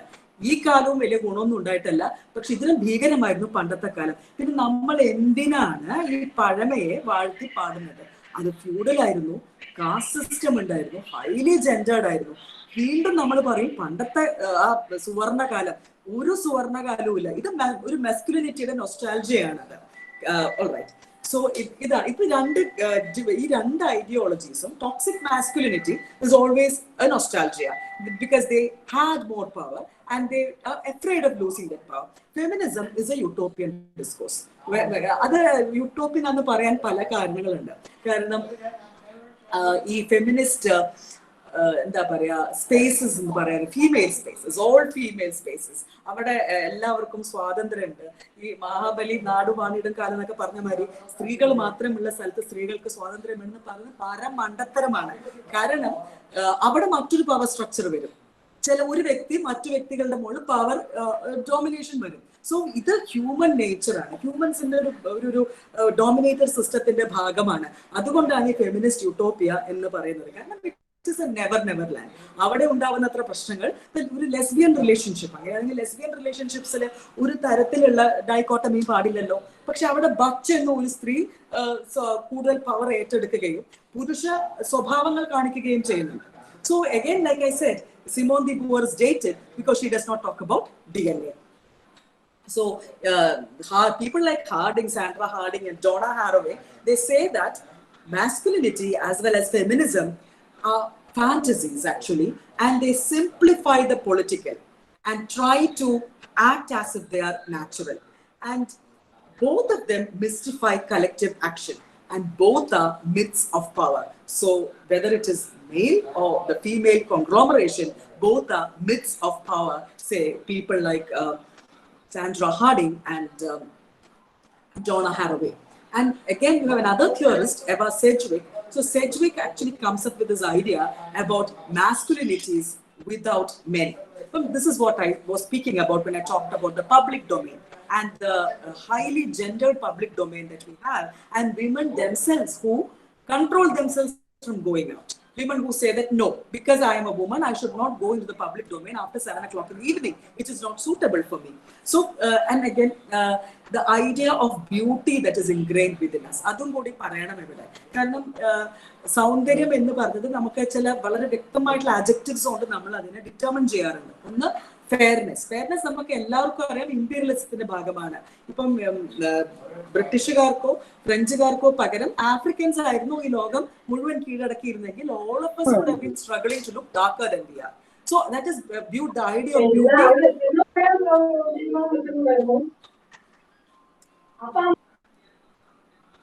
Yeah. Okay, fine. So, and again, for a woman, the idea of beauty is to be very, very slim, size 0. And for a man, is a 6-pack ab. ഇത് ഞാൻ എന്നും എൻ്റെ സ്റ്റുഡൻസിനോട് പറയുന്ന ഒരു കാര്യമാണ്. ഭക്ഷണം ഉള്ള വീട്ടിൽ പോലും പെൺകുട്ടികൾ കഴിക്കാതെ ആവാണ്. And the food goes to the male body. So again, ഇത് ചെയ്യുന്നത് പുരുഷൻ മാത്രമല്ല, സ്ത്രീയും ഇത് ചെയ്യുന്നുണ്ട്. So these are like the popular myths and popular culture which are trying to cement or trying to naturalize artificial constructs like masculinity and femininity into the minds of the people. So before I stop, I would just like to talk about 3 areas. One is nationalism, second is globalization, and third is transnationalism, and how gendered these ideas are. So men, masculinity and nation. ഇത് വളരെ കൃത്യമായ എന്താ പറയുക ഒരു engagement ഉള്ള 3 concepts ആണ്. അത് ചരിത്രം നോക്കിയാൽ അറിയാം, രാഷ്ട്രീയം നോക്കിയാൽ അറിയാം, പോളിസി മേക്കിംഗ് നോക്കിയാൽ അറിയാം. ഇപ്പം നേഷൻ ഒന്നുമില്ലെങ്കിൽ നമുക്ക് നേഷന് ജെൻഡർ ഇല്ല, അല്ലെങ്കിൽ നമ്മുടെ നേഷൻ ഒരു സ്ത്രീയാണ്. Bharat Mata, woman, and a woman needs to be protected. ഇപ്പൊ നമ്മൾ ഐക്കോണിക് ഫിഗേഴ്സ് ഒക്കെ നമ്മൾ എടുത്ത് നോക്കുകയാണെങ്കിൽ it is always a man. പണ്ടൊക്കെ ആണെങ്കിൽ സ്വോർഡൊക്കെ ഉണ്ടാവും. ഈ പുരുഷനാണ് ഈ മാതൃരാജ്യത്തെ രക്ഷിക്കുന്നത്. മലയാളത്തിൽ പറയുകയാണെങ്കിൽ മദർലാൻഡ് അല്ലെങ്കിൽ മാതൃരാജ്യം. നേഷൻ എന്നുള്ളത് ഒരു സ്ത്രീ രൂപത്തിലാണ് നമ്മൾ പൊട്രേ ചെയ്യപ്പെടുന്നത്.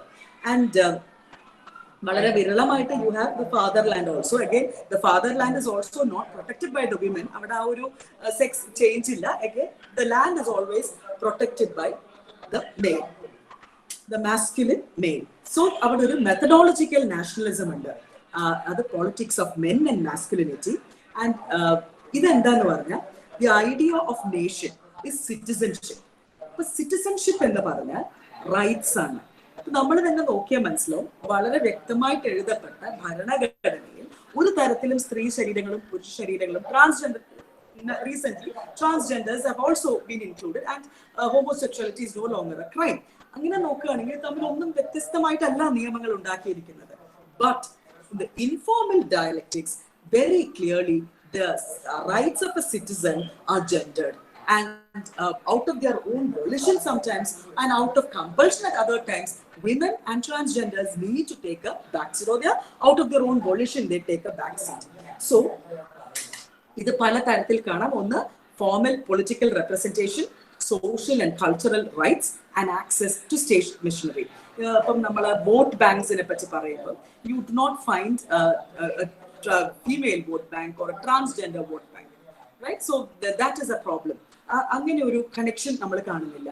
ഈ പബ്ലിക് ഡൊമെയിനിലേക്കുള്ള എൻട്രിയും ഇതുപോലെ തന്നെ പ്രോബ്ലമാറ്റിക് ആണ്. So when political imagery like the national flag becomes a very, very potent symbol, the human body itself becomes another important symbol. So 18th century അവസാനം മുതൽ നമ്മൾ ഒരു വിഷ്വൽ കൾച്ചറിലേക്ക് പോവുകയാണ്. വെരി സ്ട്രോങ് വിഷ്വൽസ് ആണ് നമുക്ക് കിട്ടുന്നത്. Alright, അവിടെ you have the national symbols becoming very, very important, and the masculine stereotype becomes very integral to a visually centered age. New symbols are making new men. If you look at Bharat Mata, you look at Britannia, that is Great Britain, and that is also a woman. And Marseille, French, again a woman. So nation as woman intersects the nationalist discourse through socially constructed ideas of honor. So just like a woman's body needs to be protected from rape or from other people touching you and all that, and the man has to take on the role of protecting the woman, in the same way the body of the nation is gendered as a woman and the protector is gendered as male. So the nation state has been gendered in the sense that it is a the making of the nation state is a project led by men, or at least certain classes of men. Like I said, like the Anthropocene has different categories. The masculine and the man also has multiple characteristics, and you cannot assume that all men are equal. Some men are more equal than others.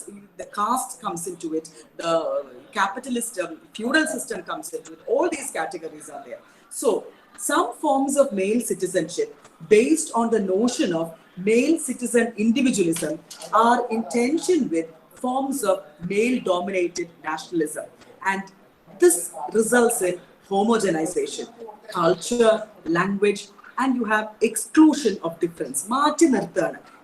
ഒരു ഒരു ഒരു ഭാഷ സംസാരിക്കണം, അല്ലെങ്കിൽ ഒരു നിറത്തിൽ വിശ്വസിക്കണം, അല്ലെങ്കിൽ ഒരു സിമ്പിൾ കാണുമ്പോൾ എഴുന്നേറ്റ് നിന്ന് ബഹുമാനിക്കണം എന്ന് പറയുന്നത് ഒരു ഹോമോജനൈസേഷൻ ആണ്.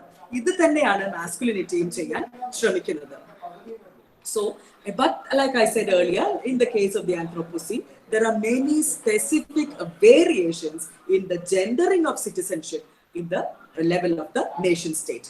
So, there is a very whole raft of obvious, very fairly obvious connection between men and masculinities and the military. So we always think of war in terms of male bodies. The male bodies going out to war, the male bodies conquering, you know the word conquering, and the male bodies which succeed in creating chaos in a particular space. Even there is a book that we must all read. Our bodies, they are battlefield എന്ന് പറഞ്ഞൊരു പുസ്തകമുണ്ട്. വളരെ വ്യക്തമായിട്ട് അതിൽ എഴുതിയിട്ടുണ്ട്. ഒരു journalist എഴുതിയതാണ്. She's talking about how women are treated in battle. ഇപ്പൊ നമുക്ക് ഇന്ത്യയിൽ നമ്മൾ എന്താ പറയാ, ആദ്യം നമ്മളെ യുദ്ധത്തിനെ പറ്റി വായിക്കുന്നത് തന്നെ മഹാഭാരതവും രാമായണത്തിലൊക്കെ യുദ്ധങ്ങളായിരിക്കാം. അതിൽ പോലും സ്ത്രീകൾക്ക് വേണ്ടിയുള്ള യുദ്ധങ്ങളായിട്ട് അത് പറയപ്പെടുന്നുള്ളൂ. സ്ത്രീകൾക്ക് എന്ത് സംഭവിച്ചു ആ യുദ്ധത്തിൽ എന്ന് പറയുന്നില്ല. മിക്കവാറും അതിൽ വളരെ വ്യക്തമായിട്ട് വിവരിച്ചിട്ടുണ്ട്. അത് നാസി റെജീം മുതൽ സിറിയയിലും ലെബനനിലും നടക്കുന്ന ഹ്യൂമൻ റൈറ്റ്സ് വയലേഷൻസ് വരെയുള്ള കാര്യങ്ങളിൽ പറയുന്നുണ്ട്.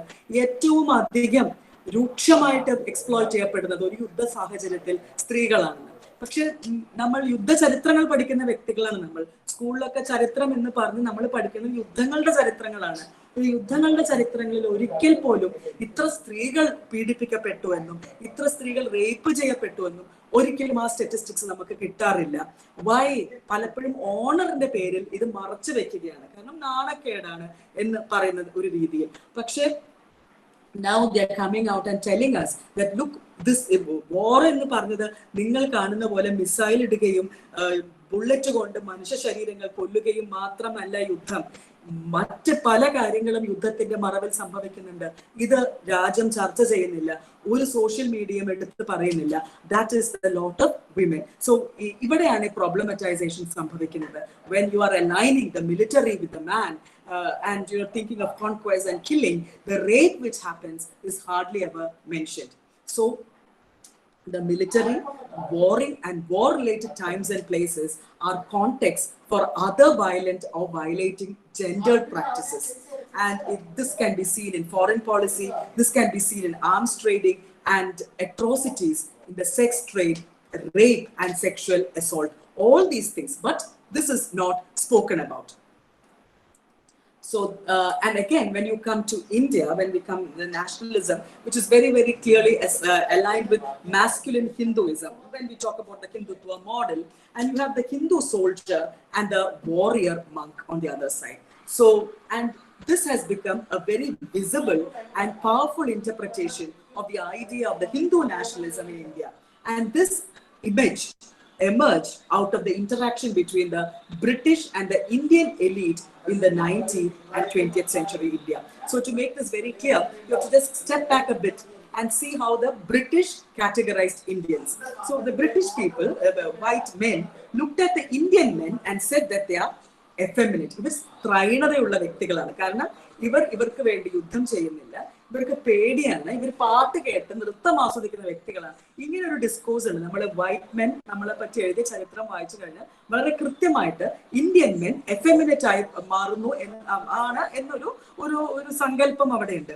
ഇവിടെ നിന്നാണ് പതുക്കെ ഈ using an hierarchy which is very, very rooted in a Western centric interpretation of manhood, and muscular strength and nationalism and individualism, we are taking on that role, and the warrior monk becomes very, very strong.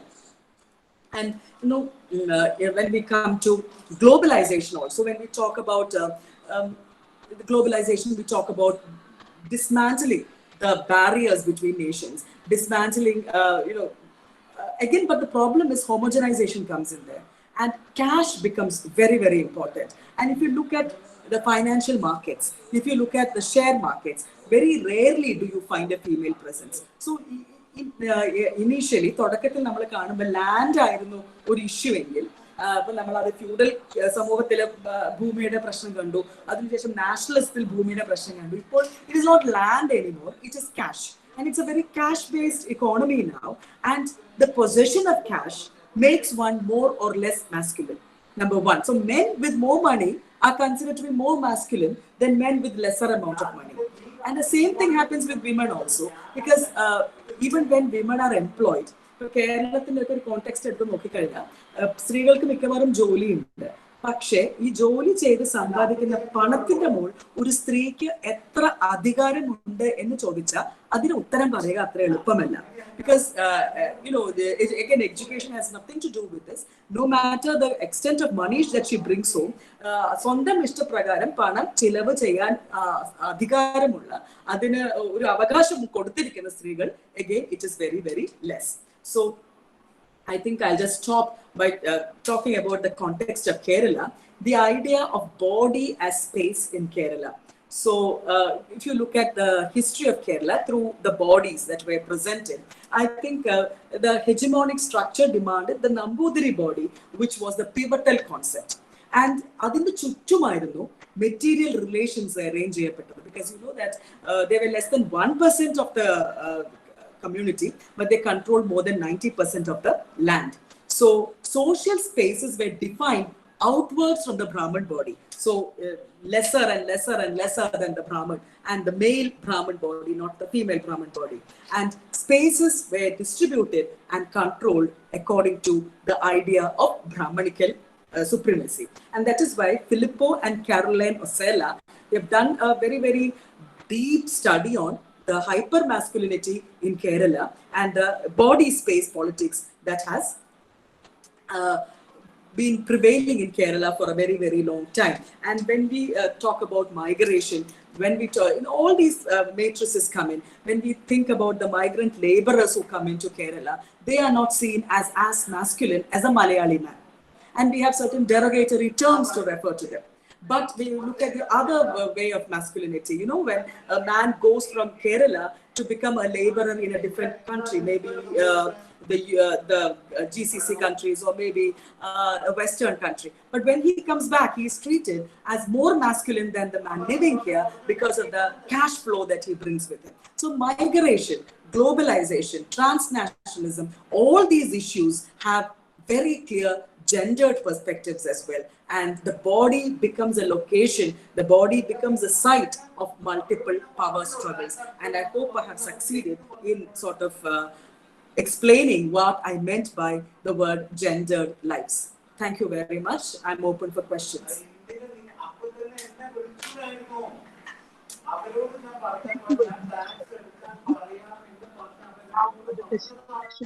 For discussion. All are requested to write the questions and suggestions in the chat box.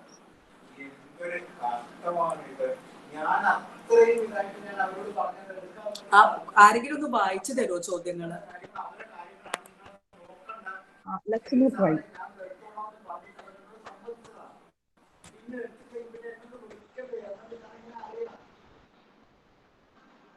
ചോദ്യങ്ങളുണ്ട്, എനിക്ക് വായിക്കാൻ പറ്റുന്നില്ല. Okay, ഞാൻ വായിക്കാം. Anna Madapalli, thank you for your presentation, Dr. Nair. I wish to കേക്കുന്നില്ലല്ലോ കുട്ടി. One minute.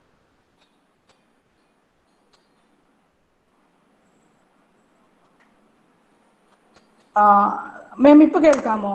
ഇപ്പൊ വ്യക്തമായിട്ട് കേൾക്കാം. ഹലോ, കേൾക്കാം, വ്യക്തമായിട്ട് കേൾക്കാം. I wish to inquire from the post-colonial Marxist feminist perspective if there isn't a benign romanticization with the oppressed in Harding's writing, for whom a purely by an impartial intervention in an allegory. Also, isn't Nancy Hartsock's standpoint in invoking activities of women similar to the proletariat standpoint, problematic in overstressing the margin in the separation for men as against multiple bodies? I fail to understand the idea of benign, what's the word? Benign? One second, നോക്കട്ടെ. Should I repeat now? ഇല്ല ഞാൻ കാണുന്നുണ്ട് അതൊരു minute. Benign romanticization of the oppressed. അങ്ങനെ ഒരു stand point ഇല്ല എന്നേ ഞാൻ പറയുള്ളൂ. കാരണം എപ്പോഴാണ് ഒരു ഒപ്രസ്ഡ് നമുക്ക് റൊമാൻറ്റിസൈസ് ചെയ്യാൻ പറ്റുന്നത്? ഒപ്രഷൻ അനുഭവിച്ച ഒരു വ്യക്തിക്ക് ഒരിക്കലും അങ്ങനെ ചിന്തിക്കാൻ പറ്റില്ല. Because oppression is never romanticized. It is never romanticized. And if you feel that it is being romanticized, then it is because perhaps from your standpoint, oppression has never been within the dynamics of your life. It is my answer. And when you think about moving from post-colonialism to Marxism, I don't think that is a trajectory at all, because post-colonialism is a movement away from the imperial structure, and not all post-colonial countries moved into the dialectics of communism. All right. So if you look at Indian post-colonialism, like I said, the Indian men were supposed to be more effeminate than the British men. And within the freedom movement, when you look at Ashish Nandi says that the colonial ordering of sexual difference was looking at Purushatva is better than Stritva. But Gandhi understood sexual difference as Naritva being more superior to Purushatva.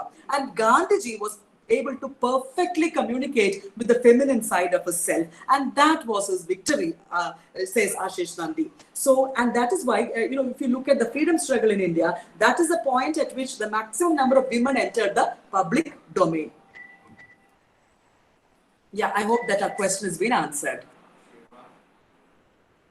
Ma'am, അടുത്ത ചോദ്യം വായിക്കട്ടെ. വായിച്ചോളൂ. Can you elaborate on how a landscape becomes gendered? If so, does it become gendered without conquering / dominating it physically? Which is the land that has not been dominated physically by the Anthropocene? Is a question that, perhaps you could raise. If you think of Britain as an imperial power, you have to remember that Britain was also conquered, colonized by the Romans. So this has been an ongoing process. And what I was trying to say is that as men entered the battlefield because of their physical strength, and they were talking about, it is again a male discourse, and they were very clearly positioning women and nature as the same. And women and the landscape as something which they had to protect. എന്താ പറയാ, chastity protect ചെയ്തതുപോലെ രാജ്യത്തിന്റെ owner protect ചെയ്യണം എന്നൊരു ചിന്ത വരുമായിരുന്നു. ഇതുകൊണ്ടാണ്, ഈ ഒരു രീതിയിൽ പോകുന്നത് കൊണ്ടാണ് ലാൻഡ്സ്കേപ്പിന് ജെൻഡേർഡ് എന്ന് ഞാൻ പറഞ്ഞത്. ഇതിന്റെ ഡയലക്റ്റിക്സ് മാറിക്കൊണ്ടേയിരിക്കും, ഇതിന്റെ കോൺസെപ്റ്റ്സ് മാറിക്കൊണ്ടേയിരിക്കും. നമ്മൾ എന്നും കൃത്യമായി പറഞ്ഞാൽ എന്നും ഇപ്പം ബ്രിട്ടനിലെ പുരുഷന്മാർ മാസ്കുലിൻ, ടോക്സിക് മാസ്കുലിൻ ആണ് എന്ന് നമുക്ക് പറയാൻ പറ്റില്ല. ബ്രിട്ടനിൽ തന്നെ മൾട്ടിപ്പിൾ മാസ്കുലിനിറ്റീസ് ഉണ്ട്. സോ ബ്രിട്ടൻ 1920s പോലത്തെ ഒരു അവസ്ഥയല്ല ഇന്ന്. അതൊരു പുവർ കൺട്രി ആയിട്ട് മാറിക്കൊണ്ടിരിക്കുകയാണ്. സോ ഇത്തരത്തിലുള്ള ഡിഫറൻസസ് വരുന്നു. ഓക്കെ മാം, അടുത്ത ചോദ്യം വായിക്കാമോ? വായിച്ചോളൂ. Childhood maltreatment may lessen the self-esteem of adolescent/young adults, which in turn may influence traditional gender role, attitude, and decision-making autonomy in adulthood. Correct. ഈ ചൈൽഡ്ഹുഡ് മാൽ treatment എന്ന് ഉദ്ദേശിക്കുന്നത് കുട്ടീനെ സെക്ഷൽ എക്സ്പ്ലോയിറ്റേഷൻ മാത്രമല്ല, കുട്ടീനെ വളർത്തുന്നത്. ഇപ്പൊ ഞാൻ ചോദിക്കട്ടെ, ഒരു കുട്ടി എന്ന് പറഞ്ഞാൽ 18 വയസ്സിന് താഴെയുള്ള ഒരു വ്യക്തിയാണ്. ഈ കുട്ടിക്ക് സ്വന്തം പേര് തിരഞ്ഞെടുക്കാൻ സ്വാതന്ത്ര്യമില്ല, കാസ്റ്റോ റിലിജനോ തിരഞ്ഞെടുക്കാൻ സ്വാതന്ത്ര്യമില്ല, പൊളിറ്റിക്സ് തിരഞ്ഞെടുക്കാൻ സ്വാതന്ത്ര്യം എന്ന് വെച്ചാൽ എനിക്ക് അറിയില്ല. ഇത് പഠിക്കാൻ, ഇപ്പൊ കേരളത്തിലൊക്കെ ആണെങ്കിൽ എന്ത് പഠിക്കണം എന്ന് തീരുമാനിക്കുന്നത് പേരൻസ് ആണ്. അങ്ങനെ നോക്കുകയാണെങ്കിൽ എല്ലാ കുട്ടികളും മാൽട്രീറ്റഡ് ആണ്. എല്ലാ കുട്ടികൾക്കും കൃത്യമായ ഒരു അജണ്ട ഈ പേരൻസ് കൊടുക്കുന്നുണ്ട്. ISA RSA എന്ന് പറഞ്ഞ പോലെ ഐഡിയോളജിക്കൽ സ്റ്റേറ്റ് അപ്പാരറ്റിസം, റിപ്രസീവ് സ്റ്റേറ്റ് അപ്പാരറ്റിസം, എന്തൊക്കെ തന്നെ ആയാലും കുട്ടിയോട് കൃത്യമായി പറഞ്ഞു കൊടുക്കുന്നുണ്ട്, പറയാതെ പറയുന്നതുമുണ്ട്. ഇതൊക്കെ മാൽ ട്രീറ്റ്മെന്റ് ആണ്. ഡെഫിനറ്റ്ലി കുട്ടിക്കാലത്ത് നമ്മൾ എന്ത് പഠിക്കുന്നു അത് ഒരു വലിയ ലെവൽ വരെ നമ്മളെ ഇൻഫ്ലുവൻസ് ചെയ്യും. 100%. DNA ഉണ്ട്, അപ്ബ്രിങ്ങിങ് ഉണ്ട്, സോഷ്യൽ കോണ്ടെക്സ്റ്റ് ഉണ്ട്, ഇതൊക്കെ ഉണ്ട്. ഇപ്പൊ കുട്ടിയോട് ചെറുപ്പത്തിൽ തന്നെ പറഞ്ഞു കൊടുക്കും, നീ പെണ്ണാണ്, നീ മിണ്ടരുത് എന്ന് പറഞ്ഞാൽ അതായത് നാച്ചുറലൈസ് ചെയ്യാണ്. ഇപ്പം ഞാൻ പേഴ്സണൽ ആയിട്ടൊരു എക്സ്പീരിയൻസ് പറയാം. ഒരു ദിവസം ക്ലാസ്സിൽ ഞാൻ പറഞ്ഞു, ഈ കല്യാണം എന്ന് പറഞ്ഞത് ഒരു നിർബന്ധമുള്ള കാര്യമല്ല. ജോലി കിട്ടുന്നത് അത്യാവശ്യം നിർബന്ധമാണ്, കാരണം നമുക്ക് ജീവിക്കണ്ടേ. കല്യാണം കഴിക്കുക it is up to you. വേണമെങ്കിൽ കല്യാണം കഴിക്കുക, അല്ലെങ്കിൽ ആവശ്യമില്ല. ഒരു പെൺകുട്ടി എന്നോട് പറഞ്ഞു, ടീച്ചർ ഇത് കേട്ടാൽ എന്റെ അമ്മ വന്ന് അടിക്കും. എന്ത് ചെയ്യും? ചൈൽഡ്ഹുഡ് മാൽ ട്രീറ്റ്മെന്റ് ആ കുട്ടിക്ക് ഉണ്ടായിട്ടുണ്ട് അല്ലേ? വീട്ടിൽ നിന്ന് അടിച്ചു എന്നല്ല പറയണേ, പക്ഷെ ഇത്തരത്തിലുള്ള ഒരു ധൈര്യമുണ്ട്. ടീച്ചറോടാ വന്ന് പറയണ അമ്മ വന്ന് അടിക്കുന്നത്. അപ്പൊ ധൈര്യത്തിന് കുറവില്ല, പക്ഷെ പറയുന്ന കാര്യത്തിൽ വലിയ ഒരു പ്രശ്നമുണ്ട്.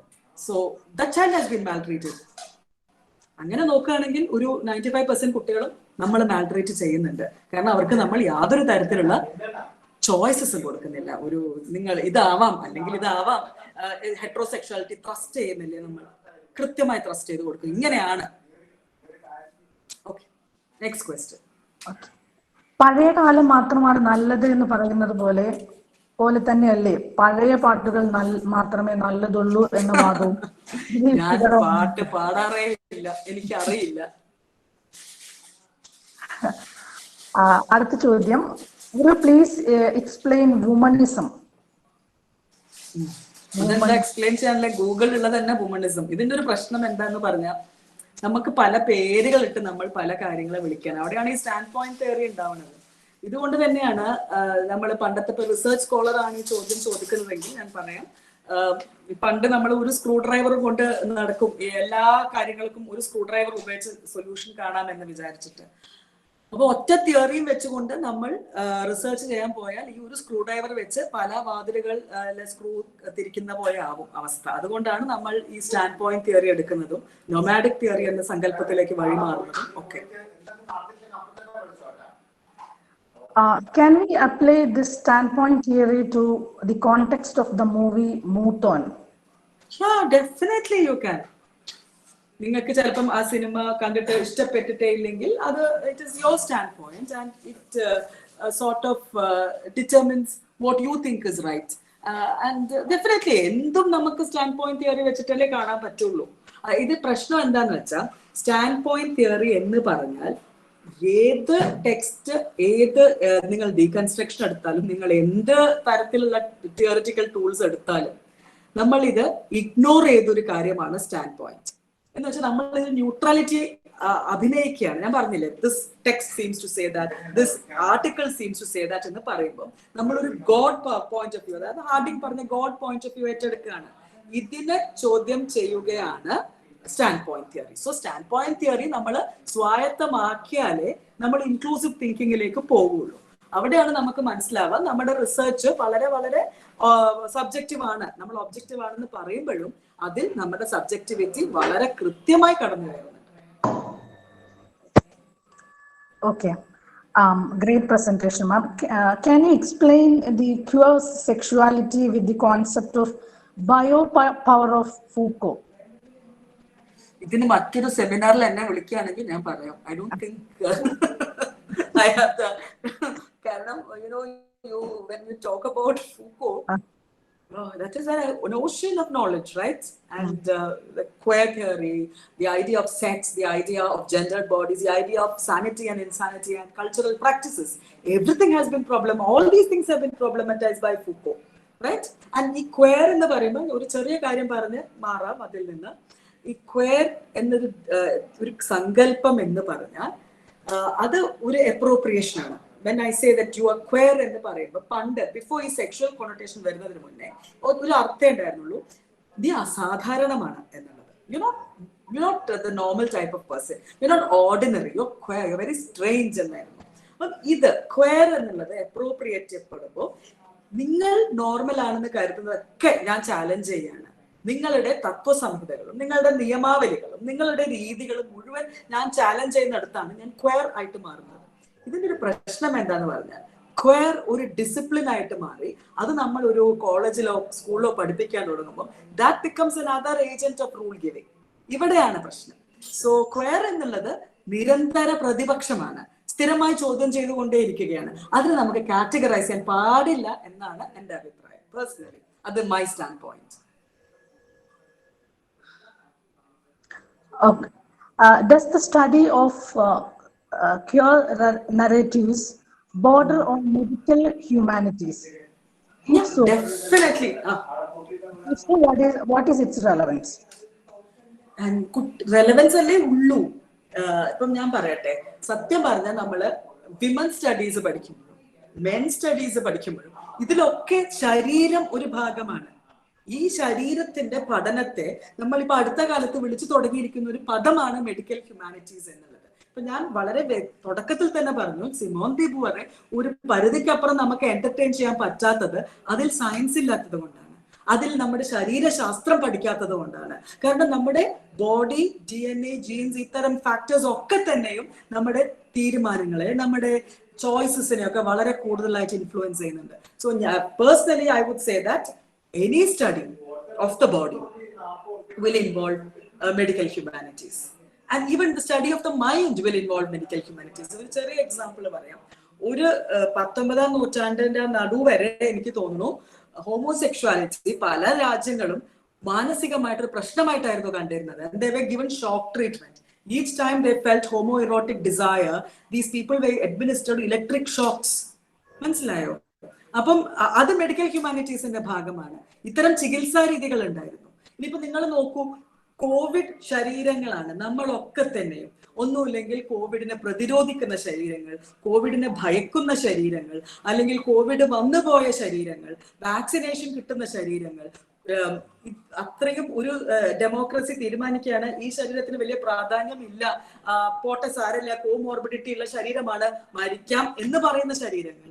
ഇനി നമ്മൾ എഴുതുമ്പോൾ മിക്കവാറും ഈ ഒരു കോവിഡ് ബോഡീസ് ആയിട്ടായിരിക്കും നമ്മൾ എഴുതുക. കാരണം that has created a paradigm shift in our understanding, right? So all that writing will come within the domain of medical humanities. There is no escape from that. ഇന്നിപ്പോ നമ്മൾ സംസാരിക്കുന്നത് മുഴുവൻ ഒരു മെഡിക്കൽ ഹ്യൂമാനിറ്റീസിന്റെ പെർസ്പെക്റ്റീവിൽ നിന്നുകൊണ്ട് മാത്രമേ പറ്റുള്ളൂ.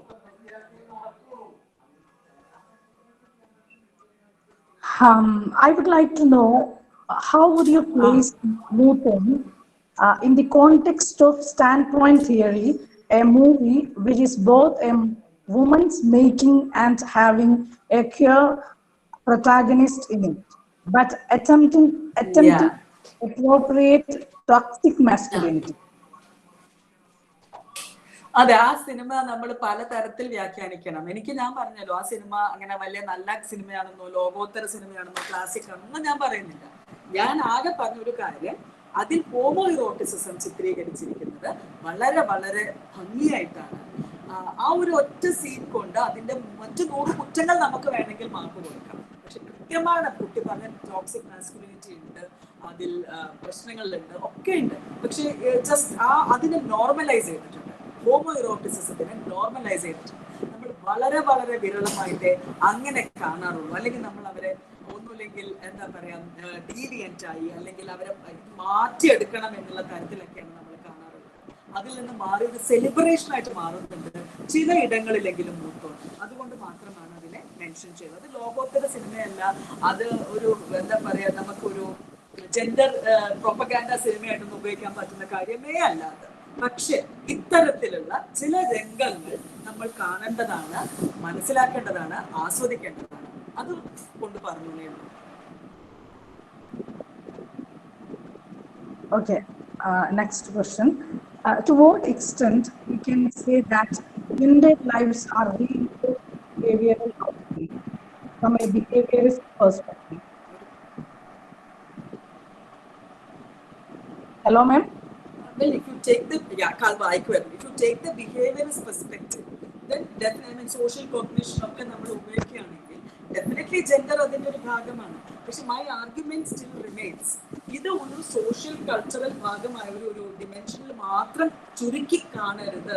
ഇത് ബോഡിയെ കൂടി ഉൾപ്പെടുത്തി വേണം കാണാൻ. ഈ ഒരു ബോഡിയെ മാറ്റി നിർത്തിക്കൊണ്ട് നമുക്ക് ജെൻഡറിനെ ഒരു സോഷ്യൽ ഫിനോമിനായിട്ട് മാത്രം കാണാൻ സാധ്യമല്ല. ഇത് പ്രശ്നം എന്താന്ന് പറഞ്ഞാൽ ഇപ്പൊ നമ്മളൊക്കെ തന്നെ മനുഷ്യ ഇത് കേട്ട എല്ലാവരും തന്നെ മേ ബി എന്താ പറയാ ഹ്യൂമാനിറ്റീസ് എന്നുള്ള ഒരു ഡിസിപ്ലിൻ പഠിക്കുന്ന ആൾക്കാരായിരിക്കണം. നമുക്ക് അറിഞ്ഞുകൂടാ, നമുക്ക് ശരീരത്തിന്റെ ശാസ്ത്രമോ ശരീരത്തിന്റെ രീതികളോ നമുക്ക് നമ്മുടെ ശരീരത്തിന്റെ അകത്ത് എന്താ ഉള്ളതെന്ന് പോലും കൃത്യമായിട്ട് അറിയില്ല അല്ലെ. അപ്പൊ നമ്മുടെ പഠനം തന്നെ ലിമിറ്റേഷൻസ് ഉള്ളതാണ്. ഇത് തന്നെയാണ് ശാസ്ത്രത്തിന്റെ പ്രശ്നം. അവർ ഇതിന്റെ ഉള്ളിലുള്ള കാര്യങ്ങൾ മാത്രമേ അറിയുന്നുള്ളൂ. ഈ ശരീരം പ്രൊഡ്യൂസ് ചെയ്യുന്ന തോട്ട്സ്, ഈ ശരീരത്തിന്റെ ക്രിയേറ്റിവിറ്റി അവർ അറിയുന്നില്ല. ഇതുകൊണ്ടാണ് പറയുന്നത് ഇനി റിസർച്ച് മൾട്ടി ഡിസിപ്ലിനറി ആവണം. ഈ എല്ലാ ഐഡിയാസിനെയും എല്ലാ കോൺസെപ്റ്റ്സിനെയും ഒരുമിച്ച് കൊണ്ട് നിർത്തിയാൽ മാത്രമേ നമുക്ക് അതൊരു പഠനമായിട്ട് മാറുള്ളൂ എന്ന്. അത് തന്നെ സ്റ്റാൻഡ് പോയിന്റ് കയറി നമ്മൾ മൾട്ടിപ്പിൾ സ്റ്റാൻഡ് പോയിന്റ്സ് എടുത്തുകൊണ്ട് ചിന്തിക്കുകയാണ്. അപ്പം ആർട്സിന്റെ ഡൊമൈനിൽ മാത്രം നിൽക്കുന്നത് കൊണ്ടാണ് നമ്മൾ ഈ ശരീരത്തിനെ കുറിച്ച് കൂടുതൽ നമുക്ക് അറിയാത്തത്. പക്ഷെ അത് അറിഞ്ഞേ പറ്റൂ. കാരണം എന്ത് തരം ശരീരങ്ങളാണ് ഇത്തരം ചിന്തകൾ പ്രൊഡ്യൂസ് ചെയ്യുന്നത് കൂടി മെഡിക്കൽ ഹ്യൂമാനിറ്റീസ് സഹായത്തോടെ മനസ്സിലാക്കാനുള്ള ശ്രമത്തിലാണ് ലോകം. മാം, അടുത്ത ചോദ്യത്തിലേക്ക് പോട്ടെ. Do you think that patriarchy a filtered notion of gendered ideology than a normalizing terrain of phallic order? ഒരു ചോദ്യം, രണ്ട് ചോദ്യം ഉണ്ട്. രണ്ടാമത്തേത്, do you think that patriarchy a filtered notion of gendered ideology than a normalizing terrain of phallic order? Second question, is patriarchy exercised by women / trans fluid identities knowing or unknowingly a soft point supplement to a man / men employ it in consciously or unconsciously in political and cultural situations? Filtered notion of gendered ideology. Patriarchy എന്ന് പറഞ്ഞാൽ masculinity അല്ല. ആ ഒരു dichotomy അവിടെയുണ്ട്. Patriarchy എന്ന് പറഞ്ഞാൽ ഒരു dominator സിസ്റ്റമാണ്. ക്യാപിറ്റലിസം പോലെയാണ് പേട്രിയാർക്കി. അതിന് കൃത്യമായ ഒരു നിയമങ്ങളുണ്ട്, മനസ്സിലായി?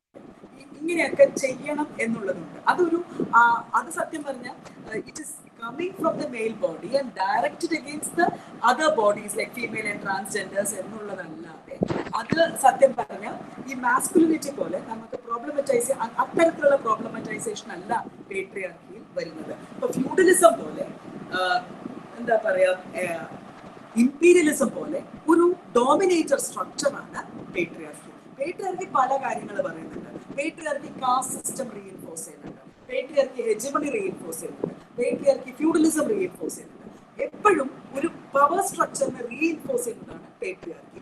ഇതിൽ ക്യാപിറ്റലിസം ആണെങ്കിൽ കൃത്യമാണ് അല്ലെ, those who have and those who do not have, ഈ ഒരു തരത്തിലുള്ള ഒരു ഡിസ്ജങ്ഷൻ. ഇത് തന്നെയാണ് പേട്രിയാർക്കി റിഫ്ലക്ട് ചെയ്യുന്നത്. പുരുഷനല്ലാത്തവർ, ഇത്തരത്തിലുള്ള ഒരു ഡോമിനേറ്റർ സിസ്റ്റമാണ് പേട്രിയാർക്കി. അവിടെ ജെൻഡർ നമ്മൾ കൂട്ടി വായിച്ചു കൊണ്ടുള്ള പ്രശ്നങ്ങൾ മാത്രമാണ്. ഈ ജെൻഡർ റോൾസ് ഇല്ലാത്തിടത്തും പേട്രിയാർക്കി സംഭവിക്കാം. കാരണം നമ്മൾ ഇപ്പൊ സ്ത്രീകളുടെ ഇടയിൽ പേട്രിയാർക്കി ഉണ്ടല്ലോ, കൃത്യമായിട്ട് പേട്രിയാർക്കി ഉണ്ട്. സ്ത്രീകൾ മാത്രമുള്ളൊരു സമൂഹം എടുത്ത് നോക്കിയാൽ അവിടെ പേട്രിയാർക്കി നോംസ് ഉണ്ട്. ഇപ്പൊ ജെൻഡർ ഫിൽറ്റേർഡ് അല്ല അത് തുടക്കത്തിൽ ജെൻഡർ ബേസ്ഡ് ആയിരുന്നെങ്കിലും നമുക്കത് കാണാം. അതിന് നമുക്ക് ജെൻഡർ ബോഡീസ് ഇല്ലാത്തടത്തും കാണാം, നമുക്ക് മനുഷ്യരുള്ളിടത്തൊക്കെയും ഇത്തരത്തിലുള്ള ഡോമിനേറ്റർ സിസ്റ്റംസ് കാണാൻ പറ്റും. അത് നമ്മൾ പല പേരുകളിട്ട് വിളിക്കുന്നു, പല രീതികൾ. ഇപ്പൊ സെക്ഷൽ ഡോമിനേഷൻ ആണെങ്കിൽ നമ്മൾ അതിനെ പേട്രിയാർക്കി എന്ന് വിളിക്കുന്നു, ഈ എക്കണോമിക് ഡോമിനേഷൻ ആണ്, നമ്മളതിനെ എക്സ്പ്ലോയിറ്റേഷൻ ആണ്, നമ്മളതിനെ ക്യാപിറ്റലിസം എന്ന് വിളിക്കുന്നു. ഒരു ബോഡിയെ വയലേറ്റ് ചെയ്യുമ്പോൾ നമ്മൾ അതിനെ റേപ്പ് എന്ന് വിളിക്കുന്നു. ഇതൊക്കെയും വയലന്റ് പവർ സ്ട്രക്ചേഴ്സ് ആണ്. This is my idea. ഇതിന്റെ രണ്ടാമത്തെ ഭാഗം എന്തായിരുന്നു? Is patriarchy exercised by women? അത് പറഞ്ഞു. ബൈ വിമനോ? അത് രണ്ട് ചോദ്യമാണ്. ഒന്ന് നോയിങ്ലി ഓർ അൺനോയിങ്ലി? അൺനോയിങ്ലി ആവാം. എന്താ പറയാ, കൃത്യമായിട്ട് നമുക്ക് ഒരാൾ പറഞ്ഞു തരാണ് ഇതൊക്കെ നിന്റെ എതിരാണ് ഈ പേട്രിയാർക്കി എന്ന് പറഞ്ഞാൽ അത് സ്വായത്തമാക്കുന്ന ആൾക്കാർ ഉണ്ടാവുമോ അറിയില്ല. പക്ഷെ അവിടെ religion place A very important part. കാരണം ദൈവങ്ങളൊക്കെ പുരുഷന്മാരാണല്ലോ, അതുകൊണ്ട് അവിടെ ഒരു പ്രശ്നമുണ്ട്. പ്രീസ് ഒക്കെ പുരുഷന്മാരാണല്ലോ. ഏത് തരത്തിലുള്ള റിലിജൻ നമ്മൾ എടുത്തു കഴിഞ്ഞാൽ ഡോമിനന്റ് ഹെയറാർക്കിയും ഹെജമോണിയും ഒക്കെ അവരുടെ കയ്യിലാണ്. അതങ്ങനെയാണ്. ഇതൊക്കെ തന്നെ നമ്മൾ ഡിസ്മാന്റിൽ ചെയ്യേണ്ടി വരും. ഈ പേട്രിയാർക്കി എന്ന് പറഞ്ഞാൽ it's like a pack of cards. ഒന്ന് തൊട്ടാൽ മറ്റു പലതും നമ്മൾ തൊട്ട് പോകും. അതാണ്. അല്ലാതെ ഒന്നിനെ മാത്രം നമുക്ക് മാറ്റി നിർത്തി പേട്രിയാർക്കി പോയി എന്ന് നമുക്ക് കൈമുട്ടി ആഘോഷിക്കാനൊന്നും പറ്റില്ല. പേട്രിയാർക്കി പല തരത്തിൽ അതിനൊക്കെ പറയാറുണ്ട്. നമ്മൾ കെയോസ് തിയറി പഠിക്കുമ്പോൾ ക്യാപിറ്റലിസ്റ്റിനെ ഒരിക്കലും നശിപ്പിക്കാൻ പറ്റണം. At the end of this system, capitalism will find a way to reinvent itself. അപ്പം ഇമ്പീരിയലിസം പോയി എന്ന് പറഞ്ഞ് നമ്മൾ പോസ്റ്റ് കൊളോണിയലിസമായി നമ്മൾ സ്വതന്ത്രമായി എന്ന് പറയുമ്പോഴാണ് ഗ്ലോബലൈസേഷൻ വരുന്നത്. അത് ഇമ്പീരിയലിസത്തിന് മറ്റൊരു വകഭേദമാണ് ഗ്ലോബലൈസേഷൻ. അത് പേട്രിയാർക്കലാണ്. കാരണം അത് ചില ഭാഗങ്ങളെ മാത്രം ഫേവർ ചെയ്യുന്നു, പണമുള്ള രാഷ്ട്രങ്ങളെ ഫേവർ ചെയ്യുന്നു, ഇല്ലേ? ബൗണ്ടറീസ് ഇല്ലാതാക്കി ഹെട്രോജനിറ്റി എന്നൊക്കെ പറയുമ്പോഴും ഈ ഒരു ഐഡിയോളജി നിലനിൽക്കുന്നു. That is what I was trying to say. That question is answered, I hope. Okay, ma'am, ഒരു ചോദ്യം കൂടി ഉണ്ട്. Is gender roles affects health behaviors? Is there a relationship between gender roles and health behaviors?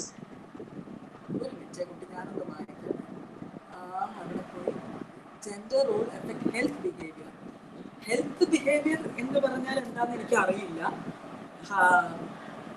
ആരോഗ്യമുള്ള ശരീരം എന്നാവണം. ആരോഗ്യം എന്നുള്ളത് തന്നെ പല ഭാഗത്ത് നമുക്ക് നോക്കിയാൽ മതി. What is A healthy body എന്നുള്ളതും വലിയ ക്വസ്റ്റ്യൻസ് ഉണ്ട് അവിടെ. ഇപ്പൊ ഡയബറ്റിക് ആണോ? പണ്ട് പറഞ്ഞു 110 ആണെന്ന്, പിന്നെ പറയുന്നത് 120 ആണെന്ന്. ഇതിങ്ങനെ മാറിക്കൊണ്ടേയിരിക്കുകയാണ് അല്ലേ? Gender may have a role to play in your health, mental health also, I'm sure. അടുത്ത ചോദ്യം. Whether Todd Phillips film Jock featuring Joaquin Phoenix is dominated by toxic masculinity or subordinate? What is your stand, ma'am? I don't remember that movie. I'm very sorry. A Joker എന്ന് പറയുമ്പോൾ എവിടെയോ some bell is ringing. I watched it. Yeah. I don't remember actually.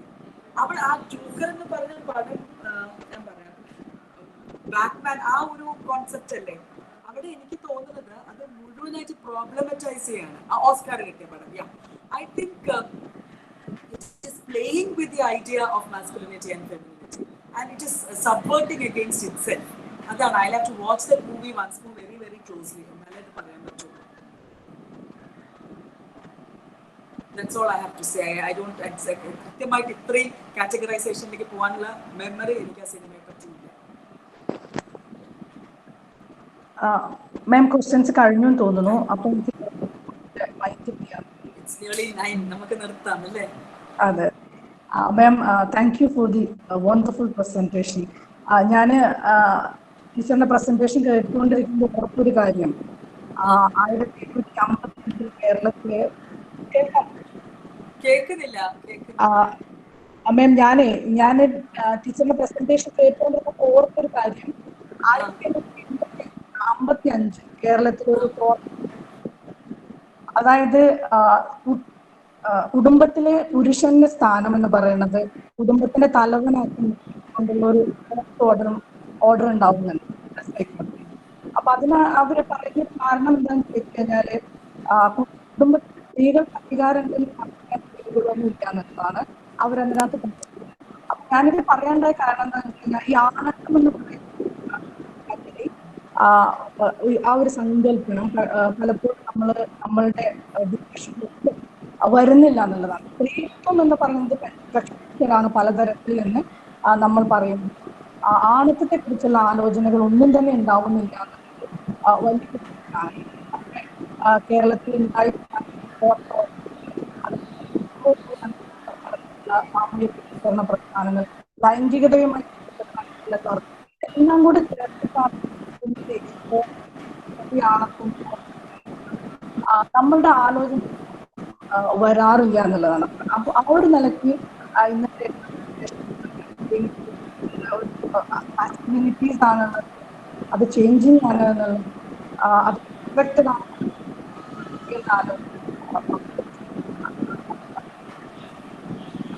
Thank you. Thank you. നമ്മള് Thank you for your patient listening. Thank you for the wonderful questions. Thank you for the invitation. നന്ദി. Thank you.